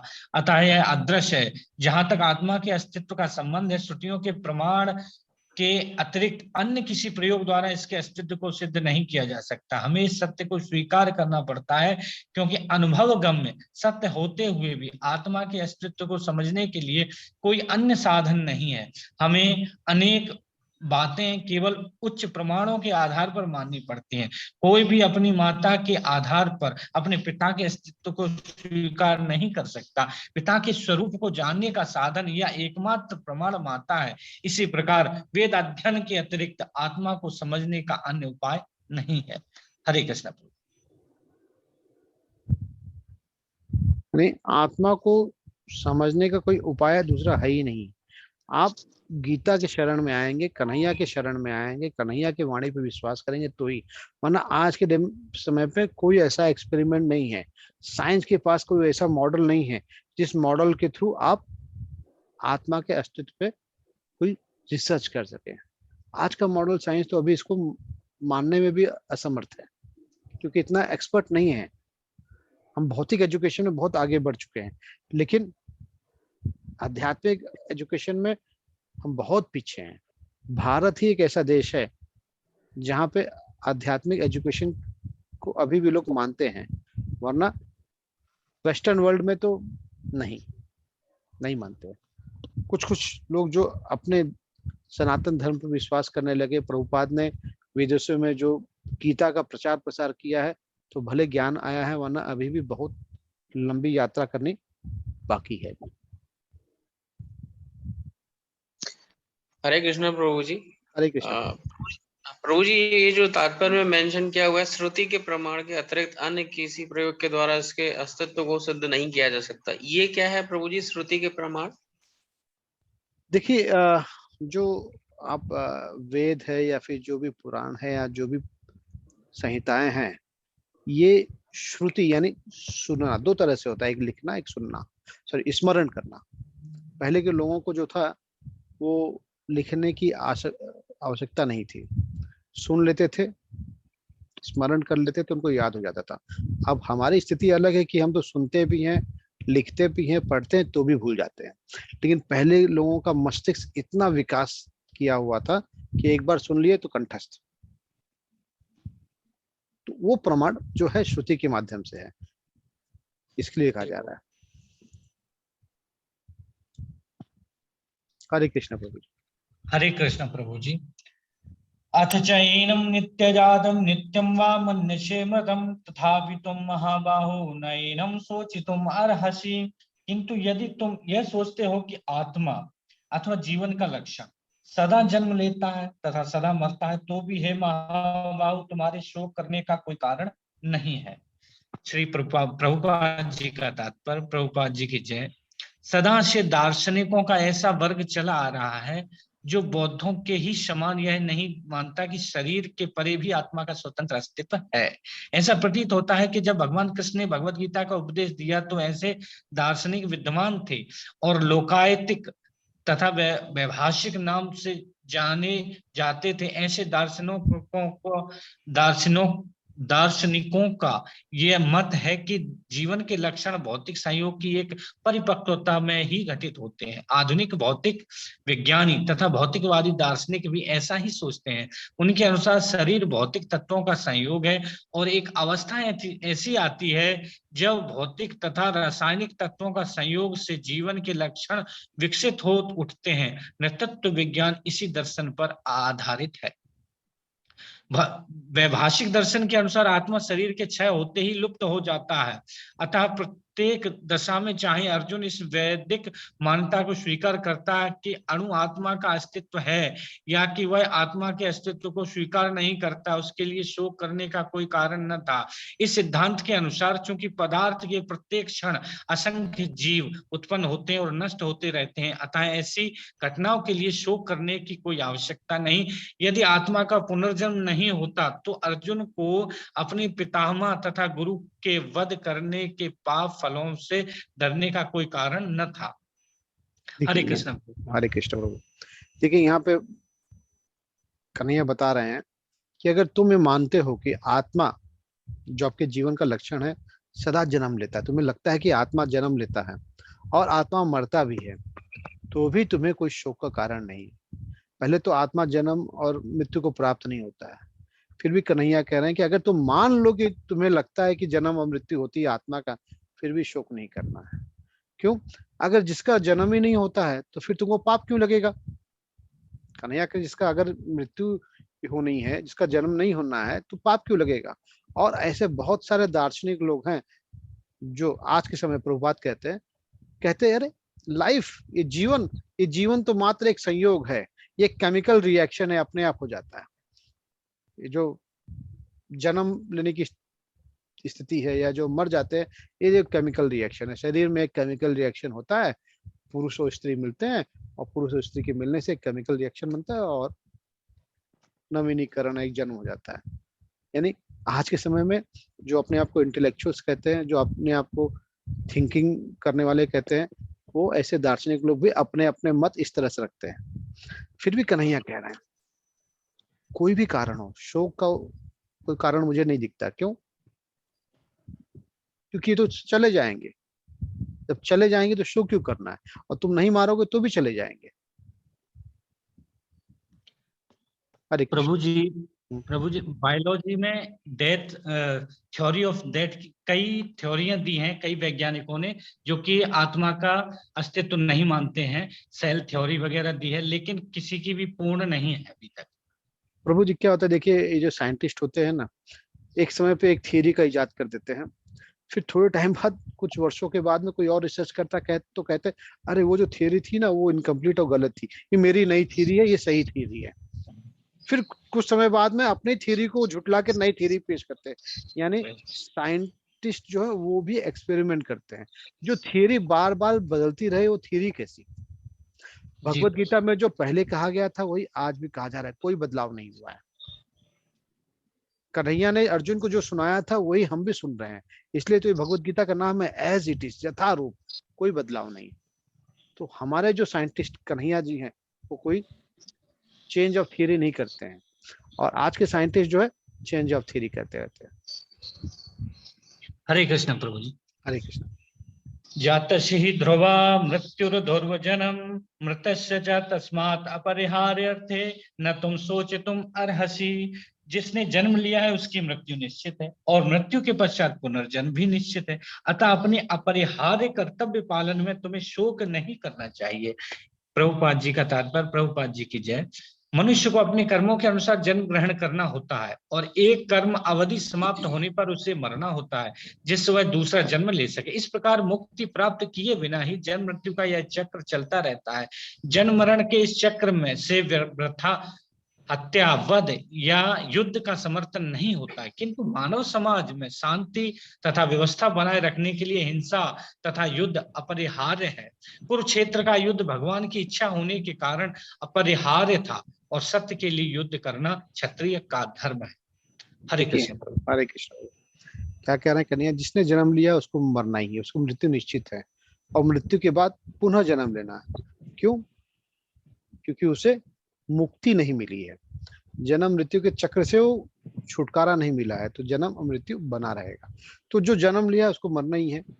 जब मरना ही है तो तुम्हें दुख किस बात का हो रहा है? मर तो शरीर रहा है, आत्मा नया नया जन्म ले रही है। आत्मा जन्म नहीं ले, आत्मा शरीर का स्थानांतरण कर रही है। शरीर मर रहा है, शरीर जन्म ले रहा है, तो तुमको शोक करने का कोई कारण है ही नहीं। और नवीनीकरण होने के लिए, कभी कभी मानव समाज में शांति स्थापित करने के लिए, व्यवस्था बनाने के लिए भी युद्ध करना आवश्यक होता है। कोई आपके घर पे अगर हमला करता है तो क्या करेंगे आप? अहिंसा परमो धर्म ना, तब अहिंसा परमो धर्म नहीं होगा, तब सुरक्षा परमो धर्म हो जाएगा, और सुरक्षा करने के लिए आपको लड़ना भी पड़ता है। हरे कृष्ण प्रभु जी। हरे कृष्ण। अव्यक्तादीन भूतानि व्यक्तमध्यानि अव्यक्तादीन भूतानि व्यक्तमध्यानि भारत अव्यक्ता निधनान्येव तत्र का परिदेवनः।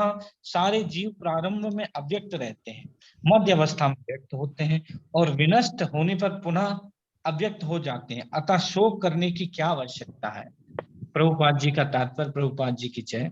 आत्मा के अस्तित्व को न मानने वालों को वेदांतवादी नास्तिक कहते हैं। यदि हम तर्क के लिए इस नास्तिकवादी सिद्धांत को मान भी लें तो भी शोक करने का कोई कारण नहीं है। आत्मा के पृथक अस्तित्व से भिन्न सारे भौतिक तत्व सृष्टि के पूर्व अदृश्य रहते हैं। इस अदृश्य रहने की सूक्ष्म अवस्था से ही दृश्य अवस्था आती है। जिस प्रकार आकाश से वायु उत्पन्न होती है, वायु से अग्नि, अग्नि से जल और जल से पृथ्वी उत्पन्न होती है, पृथ्वी से अनेक प्रकार के पदार्थ प्रकट होते हैं। यथा एक विशाल गगनचुंबी महल पृथ्वी से ही प्रकट है। जब इसे ध्वस्त कर दिया जाता है तो वह अदृश्य हो जाता है और अनंततः परमाणु रूप में बना रहता है। शक्ति संरक्षण का नियम बना रहता है, किंतु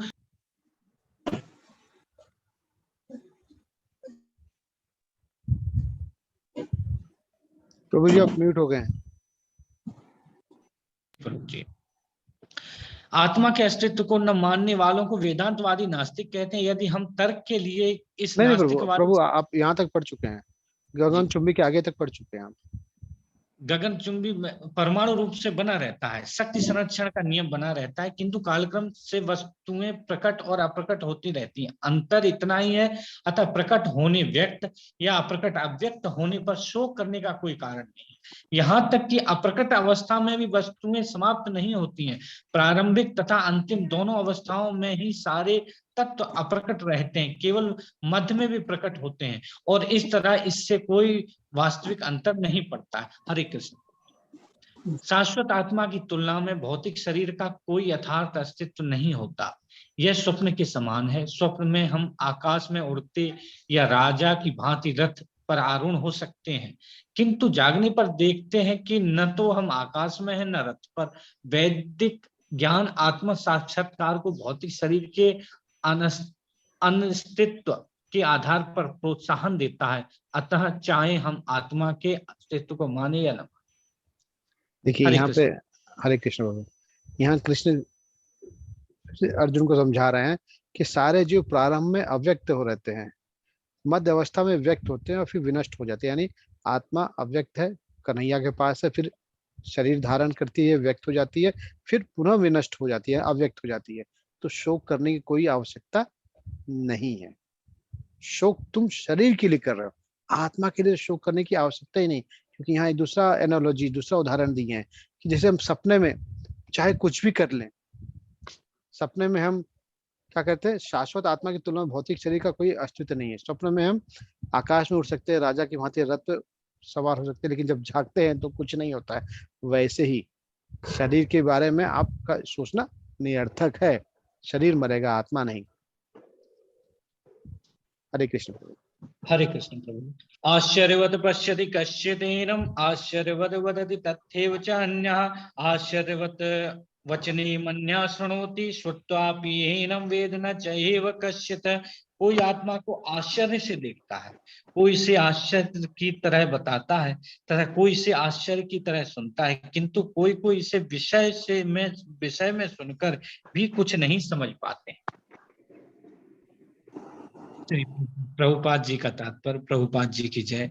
विशाल पशु, विशाल वटवृक्ष तथा 1 इंच स्थान में लाखों करोड़ों की संख्या में उपस्थित सूक्ष्म कीटाणुओं के भीतर अणु आत्मा की उपस्थिति निश्चित रूप से आश्चर्यजनक है। अल्पज्ञ तथा दुराचारी व्यक्ति अणु आत्मा के स्फुलिंग के चमत्कारों को नहीं समझ पाता, भले ही उसे बड़े से बड़ा ज्ञानी जिसने विश्व की प्रथम प्राणी ब्रह्मा को भी शिक्षा दी हो क्यों ना समझे। वस्तुओं के भौतिक बोध के कारण इस युग के अधिकांश व्यक्ति इनकी कल्पना नहीं कर सकते कि इतना सूक्ष्म कण किस प्रकार इतना विराट तथा लघु बन सकता है। अतः लोग आत्मा को उसकी संरचना या उसके विवरण के आधार पर ही आश्चर्य से देखते हैं। इंद्रिय तृप्ति की बातों में फंसकर लोग भौतिक शक्ति से इस तरह मोहित होते हैं कि उनके पास आत्मज्ञान को समझने का अवसर ही नहीं रहता। यद्यपि यह तथ्य है कि आत्मज्ञान के बिना सारे कार्यों का दुष्परिणाम जीवन संघर्ष में पराजय के रूप में होता है। संभवतः उन्हें इसका कोई अनुमान नहीं होता है कि मनुष्य को आत्मा के विषय में चिंतन करना चाहिए और दुखों का हल खोज निकालना चाहिए। ऐसे थोड़े से लोग हैं जो आत्मा के विषय में सुनने के इच्छुक हैं, अच्छी संगति पाकर भाषण सुनते हैं, किंतु कभी कभी अज्ञानवश वे परमात्मा तथा अणु आत्मा को एक समझ बैठते हैं। ऐसा व्यक्ति खोज पाना कठिन है जो परमात्मा, अणु आत्मा, उनके पृथक पृथक कार्यों तथा संबंधों एवं अन्य विस्तारों को सही ढंग से समझ सके। इससे अधिक कठिन है ऐसा व्यक्ति खोज पाना जिसने आत्मा के ज्ञान से पूरा पूरा लाभ उठाया हो और जो सभी पक्षों से आत्मा की स्थिति का सही सही निर्णय निर्धारण कर सके। किंतु यदि कोई किसी तरह से आत्मा के विषय को समझ लेता है तो उसका जीवन सफल हो जाता है, किंतु इनके लिए भी इस जन्म में या पिछले जन्मों में प्रचुर तपस्या की आवश्यकता होती है, तभी कृष्ण को श्री भगवान के रूप में स्वीकार किया जा सकता है। पर कृष्ण को इन रूप में जानना शुद्ध भक्तों की अहेतुकी कृपा से ही होता है, अन्य किसी उपाय से नहीं। हरे कृष्ण प्रभु। काफी बड़ा तात्पर्य था। यहाँ पे कन्हैया कह रहे हैं कि कोई आत्मा को आश्चर्य से देखता है, यानी उसे आत्मा के थ्योरी पे विश्वास नहीं होता है। कोई इसे आश्चर्य की तरह बताता है और कोई इसे आश्चर्य की तरह सुनता है, यानी देखने वाला, बताने वाला और सुनने वाला सभी आश्चर्य में रहते हैं, क्योंकि उन्हें इस थ्योरी पे विश्वास नहीं। क्या कहते हैं? तो शरीर है, हम शरीर को फील कर रहे हैं, देख रहे हैं, तो शरीर ही सत्य है, आत्मा सत्य है। लेकिन उल्टा है, शरीर असत्य है और आत्मा सत्य है। किंतु कोई कोई ऐसे विषय में सुनकर भी कुछ नहीं समझ पाते, यानी आप ऐसे बहुत सारे अधिकांश लोग हैं जिन्हें आप आत्मा और शरीर के बारे में बताते हैं, लेकिन फिर भी वो उस पर विश्वास नहीं करते। क्यों? अज्ञानी है। जब तक कृष्ण की कृपा नहीं होती है, जब तक ईश्वर की कृपा नहीं होती, तब तक ऐसे गूढ़ रहस्य की बातों को सब नहीं समझ पाते हैं। और जो इस बात को समझ लेते हैं कि हम शरीर नहीं आत्मा है, उनके जीवन की 50% समस्याएं अपने आप समाप्त हो जाती हैं, क्योंकि समस्याएं शरीर से जुड़ी होती हैं। अगर आपको कोई बीमारी है तो ये हम सत्य को मान लें कि अरे हम वृद्ध हो रहे हैं, हमारे शरीर में बदलाव हो रहे हैं, बीमारी है, ये आनी है, आप कुछ नहीं कर सकते। इस सत्य को आपने एक्सेप्ट कर लिया तो आपके शरीर में बीमारी होने के बाद में भी आपका कष्ट अपने आप कम हो जाएगा, कष्ट कम हो जाएगा। कोई कितना भी बड़ा धनाढ़ व्यक्ति क्यों ना हो, कितना भी रसूखदार क्यों ना हो, कितने भी पैसे से, पावर से भरा क्यों ना हो, लेकिन शरीर की समस्याएं जब आनी होती तो आती ही, इसमें कोई कुछ भी नहीं कर सकता। मृत्यु आनी है तो आएगी, कोई मृत्यु को खरीद नहीं सकता, मृत्यु को डिले नहीं कर सकता है। इस सत्य को कोई जो मान लेता है वो जान जाता है कि वो शरीर नहीं आत्मा है, और जो न माने वो भवसागर में और पिलोड़े खाते रहता है। तो वो एक लास्ट श्लोक करते हैं क्योंकि 4:15 बज गए हैं। जी प्रभु। हरे कृष्ण प्रभु जी।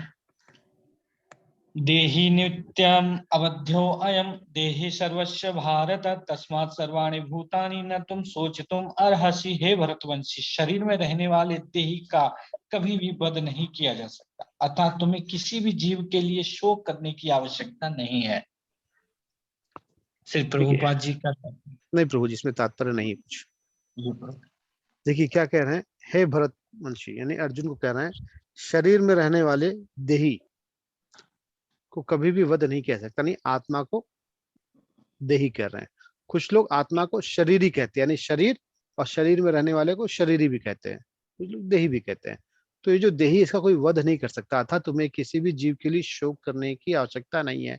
तो अर्जुन का जो पहला प्रश्न था कि मुझे दया आ रही, करुणा आ रही है, शोक कर रहे हैं, उसका कृष्ण ने बहुत ही क्लियर उत्तर दिया कि तुम शोक क्यों कर रहे हो, तुम तो शरीर को मारोगे, आत्मा को नहीं मारोगे। आत्मा तो शाश्वत है, इसलिए शोक करने की कोई आवश्यकता नहीं है। तो पहले प्रश्न का उत्तर दिया कृष्ण ने, और ये अध्याय गीता का सार का ये बहुत ही मुख्य लर्निंग है कि हम शरीर नहीं आत्मा है। इसके बाद के श्लोकों से कृष्ण समझाएंगे कि आप जो हैं क्षत्रिय हैं, और क्षत्रिय का कर्म क्या है? युद्ध लड़ना, कर्म से भागना नहीं है। अब आत्मा का ज्ञान को यहाँ पे समाप्त करते हैं कन्हैया, अब क्षत्रिय कर्म के बारे में बताते हैं। तो क्या करना है, श्लोक आगे बढ़ाना है या यहीं पे स्टॉप करें, अगले शनिवार को फिर मिलें, क्या करना है बताइए। प्रभु जी मेरा क्लास है अभी 4:30 बराबर, फिर ठीक है, इस श्लोक को यहीं पे रोकते हैं। अच्छा, मेरा एक आप सबसे सवाल था, क्योंकि मुझे 2 लोगों ने मैसेज किया था टाइमिंग को लेके। सैटरडे को उनको कहीं ना कहीं कुछ काम रहता है जिसकी वजह से वो क्लास अटेंड नहीं कर पा रहे हैं। तो मैं तो देखिए क्लास लेने के लिए ओपन हूँ। आप सभी चाहें तो मैं सैटरडे संडे में 3 बजे की क्लास है वो भी ले सकता हूँ। आप चाहें तो सुबह 6 बजे बोले तो मैं 6 बजे भी ले सकता हूँ, मुझे कोई प्रॉब्लम नहीं। इसके पहले का मैं लेवल 2 गुरुवार शुक्रवार को लिया करता था मैं। अगर आप लोगों को टाइमिंग को लेकर के अगर कोई समस्या है तो उसका हम लोग आपस में मिल बैठ के एक निवारण कर सकते हैं। प्रभु जी मॉर्निंग में तो अर्ली तो पॉसिबल नहीं हो पाएगा, इवनिंग में लेट कर सकते हैं थोड़ा। नहीं, सभी के लिए सहूलियत हो, अगर जो सबके लिए एक्सेप्टेड हो वही करें। अगर सबको लगता है कि नहीं यही 3 बजे का टाइमिंग सुटेबल है तो हम 3 बजे ही कंटिन्यू करेंगे। या अगर किसी को कुछ बदलाव करना है और इस बदलाव को सभी लोग एक्सेप्ट करें तो मुझे कोई प्रॉब्लम नहीं है। प्रभु जी वर्किंग के लिए 3 बजे का थोड़ा प्रॉब्लम है, मैंने ही आपको मैसेज किया था। जी जी प्रभु जी। तो मेरे लिए तो आप सुबह या शाम को दोनों टाइमिंग में कोई सा भी रहने से मेरे लिए अच्छा रहेगा। और अगर सभी लोग 3 बजे के लिए ही एग्री हैं तो प्रभु जी मुझे फिर आप अगर रिकॉर्डिंग शेयर कर देंगे तो फिर हमारा पर्पस सॉल्व हो जाएगा। ऐसा करता हूँ प्रभु जी, मैं अगली जो क्लास रहेगी या तो व्हाट्सएप ग्रुप में या तो क्लास में एक छोटा सा पोल कर दूंगा मैं, जिसमें आप सभी लोग अपने सहूलियत का टाइम बताएं, जिसका जो मैक्सिमम रिक्वेस्ट रहेगा उस पर हम प्रयास करेंगे एडजस्ट करने का। जी प्रभु जी। क्योंकि मैं अपने तरफ से कोई टाइम फोर्स नहीं करना आता हूँ। मुझे टाइम मैं मेरे लिए तो सैटरडे संडे कन्वीनियंट है, कोई दिक्कत नहीं है। प्रभु जी को जिनको प्रॉब्लम है, अमित प्रभु जी को शायद प्रॉब्लम है, तो उनको आप इवनिंग का टाइम पूछ के मतलब ऑप्शन छोड़ देना कि ये ऑप्शन हैं, इनमें से कोई सूट करता है या 3 PM वाला ही सूट करेगा, तो ऐसा ठीक, नहीं मैं तो मैं 2-3 टाइम का ऑप्शन दे दूंगा। हाँ, उसमें से जो सुटेबल हो वो बताएं। तो हमने 30 श्लोक किए हैं अध्याय में। किसी को कोई प्रश्न है, कुछ अगर डाउट है, कुछ क्लैरिटी चाहिए तो प्रश्न पूछ सकते हैं। एक प्रश्न है प्रभु जी। जी प्रभु। प्रभु जी कहते हैं कि जब तक भगवान नहीं चाहते कुछ हो नहीं सकता, भगवान के चाहने से ही होता है। और या फिर जो व्यक्ति है उसका प्रारब्ध जब तक मैच नहीं होता तब तक उसके अगेंस्ट में कुछ नहीं हो सकता। लेकिन प्रभु जी जब हमने सुनते हैं कि बहुत सारे श्रद्धालु किसी मंदिर में दर्शन के लिए जा रहे थे, एक साथ बस गिर गई, या केदारनाथ जैसी त्रासदी जब आती है जिसमें हजारों लोग एक साथ चले जाते हैं, तो उसमें वो किसका चाहना है कि वो हजारों लोगों का प्रारब्ध एक साथ मैच हुआ है या कहीं ना कहीं भगवान की उसमें सहमति होती है, वो थोड़ा क्लैरिटी चाहिए। प्रभु जी, आपका कहने का मैं तात्पर्य समझ रहा हूँ कि बेगर प्रभु की इच्छा से एक पत्ता नहीं हिलता। इतनी बड़ी त्रासदी कैसे हो जाती है, इतने लोग कैसे मर जाते हैं। मंदिर में तो दर्शन करने जाते हैं, ईश्वर का दर्शन करने जाते हैं, तो वहां पे मृत्यु तो होना ही नहीं चाहिए। हाँ, लेकिन मैं स्वयं बताऊं अपने बारे में तो मैं लगभग 5 साल हो गए होंगे, अमरनाथ यात्रा पे गया हुआ था। और जिस समय हम कश्मीर में एंट्री किए, शैतानी नाला पहुंचे, उसी समय बुरहान वानी का शूट आउट हुआ था। और बुरहान वानी का शूट आउट होने के बाद हम सभी लोग 3 दिन कर्फ्यू में फंसे थे, न कहीं आ सकते थे न कहीं जा सकते थे। हम थे, मेरी पत्नी थी और मेरे कुछ मित्र हम साथ में गए हुए थे। तो एक चीज जानिए, अगर कहीं किसी देव स्थल पे ऐसी कोई त्रासदी होती है तो त्रासदी नहीं होती, क्यों ईश्वर की इच्छा से होता है। हमारा कर्म इतना सुंदर होता है कि हमें ऐसे पुण्य स्थल वाले जगह पे जाते हैं और वहां हमारे शरीर का सदुपयोग हो जाता है, तो कुछ गलत नहीं। और हमारे कर्म ही इसे प्रेरित करते हैं। कर्म, हमारे कर्म ऐसे बनते हैं कि हम कर्म की वजह से वहां पहुंचते हैं। और कन्हैया ने हमें कर्म करने के लिए छुटकारा दिया हुआ है। ये आने वाले श्लोक में, आने वाले अध्याय में हम देखेंगे कि कैसे कन्हैया हम लोग को कर्म करने के लिए छूट देते हैं। कन्हैया हमें बताते हैं कौन सा कर्म करना है, करना न करना हमारे मर्जी पे है। जब हम डिसाइड करते हैं कि करना है तो उसका श्रेय भी हम लेते हैं, सुख भी हम लेते हैं, दुख भी हम लेते हैं, कन्हैया नहीं लेते उसका। हरे कृष्णा प्रभु जी। हरे कृष्ण। कुछ प्रश्न किसी को है तो पूछ सकते हैं। हरे कृष्ण प्रभु जी। जी प्रभु जी। प्रभु जी, भगवान ने अर्जुन के माध्यम से हाईएस्ट नॉलेज यहाँ पे दिया है, जो 11वें श्लोक से 30वें श्लोक तक है। इसमें सर आत्मा के बारे में उन्होंने क्लियर बताया है, तो ये नॉलेज हमारे लिए एप्लीकेबल कैसे होगा कि मैं आत्मा हूँ, शरीर नहीं? क्योंकि व्यवहारिक जगत में जब हम उतरते हैं तो हम ये तुरंत भूल जाते हैं। हालांकि जब हम पढ़ते हैं, जब हम सुनते हैं, तब तक तो याद रहता है, लेकिन व्यवहारिक जगत में ये चीज भूल जाते हैं कि हम आत्मा है। प्रभु जी, हमको किसी के व्यवहारिक कैसे जगत में तो इसका बहुत ज्यादा हम इस्तेमाल कर सकते हैं। क्यों? कभी कभी देखिए, हमारे निकट संबंधी, हमारे प्रियजन जब चले जाते हैं तो हमारे जीवन में बहुत बड़ी खाई उत्पन्न हो जाती है, बहुत बड़ा लोनलीनेस आ जाता है, और हम उसको एडजस्ट नहीं कर पाते, एक्सेप्ट नहीं कर पाते, और उसके दुख में हम दुखी रहते हैं कि अरे चले गए। किसी की मान लीजिए कोई पत्नी, उसका पति चला गया, पति का पत्नी चले गए, माता पिता चले जाते हैं, भाई चले जाते हैं, तो कितनी बड़ी जीवन में त्रासदी होती है। तो ये ज्ञान जो हृदय से समझ लेता है, तो वो जान लेता है कि अरे उसकी शरीर की मृत्यु हुई है, वो तो अगले यात्रा की ओर अग्रसर हो गया है, तो उसके दुख कम हो जाते हैं।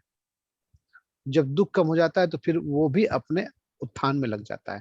वरना बहुत सारे ऐसे लोग हैं जो जीवन पर्यंत दुखी रहते हैं कि अरे अब मेरा क्या होगा, वो तो चले गए, कितने अच्छे थे, मेरा ध्यान कौन देगा। ऐसे हम बहुत अपने को दुखी कर लेते हैं। तो प्रैक्टिकल लाइफ में देखें तो इस ज्ञान को अगर हम जीवन में उतारते हैं तो हम अपने दुख को भी कम कर सकते हैं, और जो दुखी है उसको भी ये समझा सकते हैं कि अरे भाई आप क्यों रो रहे हो। और आपको बताऊं मैं, आश्चर्य की बात लगेगी आपको, एक जगह पे तो ये भी बताया हुआ है कि अगर कोई मृत्यु को प्राप्त होता है, उसके जो निकट संबंधी रोते हैं, तो जो रोते हैं, जो आंसू गिरता है, वही आंसू उस मृत व्यक्ति को पीने के लिए मिलता है। जी तो क्यों हम ऐसा जरूर किसी प्राण में बताया गया था। जी तो प्रभु। आँख का जल और नाक का मल, ये यस, बोला गया है, आँख यस। का जल और नाक का मल दोनों तो पीने बताइए, पड़ते हैं। अगर हम किसी को ये ज्ञान दें कि अरे क्यों रो रहे हो, आप दुखी हो रहे हो, तो आप दुखी तो हो रहे हो, उसे भी दुखी कर रहे हो, तो इस ज्ञान से उसका भी सुधार होगा कि नहीं होगा? उसके मन को भी शांति मिलेगी, उसका भी रोना कम होगा, और उसको क्यों वो आंसू पिलाया जाएगा, क्यों कफ पिलाया जाएगा, बताइए? तो हम स्वयं भी जी लाभान्वित हो सकते हैं और दूसरे को भी लाभ पहुंचा सकते हैं। जी प्रभु, हरे कृष्ण। हरे कृष्ण। और हर चीज का, ये भगवत गीता का तो यही बात है, ये थियोरेटिकल नहीं है, प्रैक्टिकल है। आज के कलयुग के समय में ये बहुत ही प्रैक्टिकल है, क्योंकि अगर हम इस भगवत गीता के ज्ञान को जीवन में उतारते हैं, समझने का प्रयास करते हैं, तो इससे हम अपने जीवन में अंधेरे से उजाले की तरफ जा सकते हैं। हरे कृष्ण। किसी और को कोई प्रश्न है तो पूछ सकते हैं, अन्यथा सुषमा शर्मा माता जी, हरे कृष्ण, प्रश्न पूछिए। हरे कृष्णा प्रभु जी, दंडवत प्रणाम। हरे कृष्ण माता जी। प्रभु जी, मेरा एक क्वेश्चन है कि एक मतलब कि गीता में एक पेज है, वहां पर लिखा हुआ है कि मुझे 4 तरह के लोग पा सकते हैं। एक तो आत्र, एक जिज्ञासु, एक अर्थार्थी। अर्थार्थी का मीनिंग क्या होता है अर्थार्थी का मीनिंग तो माता जी, जो धन का, पंजाबी में? जो धन चाहता है, भगवान को बहुत लोग चाहते हैं ना कि हमको धनम धन मिल जाए, संपत्ति मिल जाए, हाँ वैसे जी, वो है। वो भगवान को पा सकते हैं जो धन की चाह ना करे?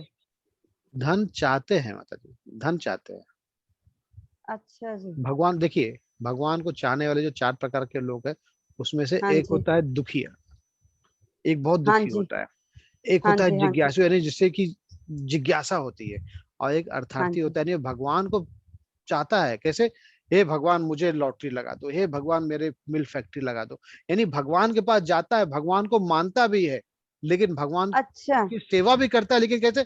मांगते रहता है, मांगते रहता है, देते रहो, देते रहो, देते रहो, देते रहो। अच्छा अच्छा, जो ये कहते हैं कि 4 जाने होते हैं, ये एक था हाँ, दुखी बंदे, एक था इच्छामा वाले, एक हाँ। था। हाँ जी, हाँ जी, ठीक है, ठीक है, थैंक यू प्रभु जी। अभी आने आने वाले अध्याय में आएगा माता जी, अभी तो हम अच्छा शुरू जी, किए हैं। हाँ।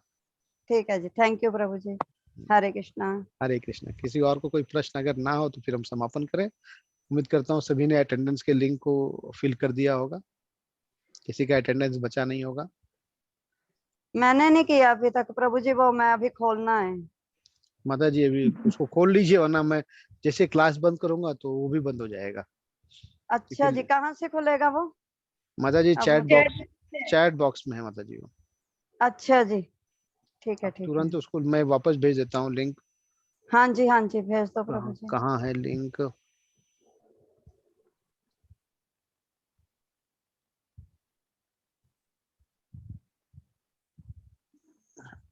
लिंक मैंने सेंड किया, जिन्होंने नहीं किया है तुरंत कर दें। तो अगले शनिवार को हम फिर से 2:50 पे मिलेंगे और आगे के श्लोक को बढ़ाएंगे हम।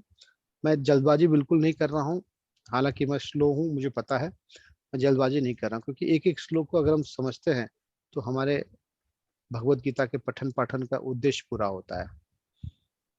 तो मुझे एक प्रश्न है, प्रभु जी आपने कार्डिगन डाला हुआ है, ठंड है आपकी तरफ? क्या हो गया माता जी? मैं पूछ रही थी आपकी तरफ ठंड होगी, बॉम्बे में ठंड पड़ रही है? नहीं माता जी, ठंड नहीं है, मैं थोड़ा सा भीग गया था, तो भीगने की वजह से मुझे सर्दी हो गई है। अच्छा अच्छा, मैंने हाँ, इसीलिए पूछा। ठीक है, बॉम्बे में तो खूब बारिश हो रही है ना, तो उसकी वजह से मैं भीग गया था मैं। जी जी। प्रभु जी एक जी डाउट था प्रभु जी। जी माता जी। अब प्रभु जी, अब आप जैसे कह रहे कि हम भगवत गीता समझने के बाद हम सोचते हैं हमें ऐसा समझना चाहिए कि वो शरीर त्याग करके नई यात्रा पे चले गए, इसलिए दुखी नहीं होना चाहिए। मगर इमोशनली जो बचपन से अटैच्ड होते हैं हम अपने पेरेंट्स से, और फिर बाद में जो कोई भी है सबसे, अगर एकदम से चले गए तो बाद में वो इमोशंस को कंट्रोल करना और एकदम से समझना, तब तो मेरे को ऐसा लगा था कि भगवान के ऊपर भी गुस्सा आ गया था। मैं 5-6 महीने मंदिर जाना, भोग लगाना, कुछ भी करना, सब कुछ बंद कर दी थी, डिप्रेशन में चले गई थी। बहुत कुछ हो गया था प्रभु जी, कि ऐसे एकदम से हार्ट अटैक आके पापा चले गए, 4 महीने में फिर मम्मी चले गए, और दोनों की छोटी एज ही थी, 55, 52 इयर्स में दोनों चले गए। बाकी के देखे तो 70 इयर्स, 80 इयर्स बीमार वाले लोग रहते हैं, वो वैसे ही पड़े हुए रहते हैं, उनको कुछ नहीं होता है, मगर ये लोग अचानक से ऐसे चले गए। भगवान के ऊपर गुस्सा आ रहा था। माता जी आपकी बात को मैं समझ गया हूँ। देखिए ऐसा है ना कि मैं जानता हूँ कि प्रैक्टिकली इसको एक्सेप्ट करना इतना आसान नहीं है, बोलना आसान है लेकिन इसको एक्सेप्ट करना आसान नहीं है। जिनके साथ हम बहुत लंबे समय तक रहते हैं, जैसे हमारे माता पिता, उनके साथ में हमारी कितनी इमोशनल बॉन्डिंग होती है, वो हमारे प्रथम गुरु होते हैं। तो उनके न रहने से जो गैप क्रिएट होता है, जो लोनलीनेस क्रिएट होता है, वो इतना आसान नहीं उसे भूल जाना। लेकिन अगर हम ये सत्य को माने कि जो आया है वो जाएगा नहीं, आप और हम भी जाएंगे, इसकी भी गारंटी नहीं है कि मैं कह रहा हूं कि अगले सैटरडे को 2:50 में मिलेंगे, प्रभुपाद के साथ में एक माला जप करेंगे, क्या भरोसा, नहीं रहे तो गारंटी किसी चीज की नहीं है ना। यानी ये मृत्यु लोक है, मृत्यु कभी भी आ सकती है।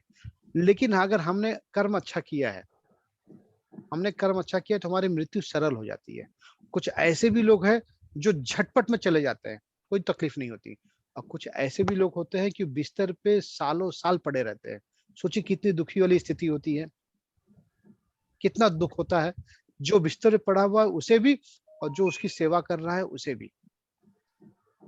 उसका रहना उसको अच्छा लगता है, लेकिन वो जो सेवा जो दुख में है वो उसे अच्छा नहीं लगता। तो जाना किसी को अच्छा नहीं लगता, लेकिन ये सत्य है कि जाना है। तो ये धीरे धीरे जब हम उसको एक्सेप्ट करते हैं, एकाएक नहीं होगा माता जी, ये धीरे धीरे एक्सेप्ट करना पड़ता है कि जो गए हैं आने वाली यात्रा पे गए हैं, अच्छी चीज के लिए गए हैं। इसके लिए तो हम क्या कहते हैं कि ऐसा कर्म करें हम अभी से, आज से, इस क्षण से, जो हमने किया है पुराना छोड़ दें, लेकिन अब से इतने सुंदर कर्म करें कि हम अच्छे रास्ते पे चले और हमारी यात्रा सुगम हो, जन्म मृत्यु के चक्र से बच जाए, तो हमें आना जाना ना पड़ेगा। और ये जब ये एक्सेप्ट कर लेते हैं इस चीज को, तो दुख कम होता है।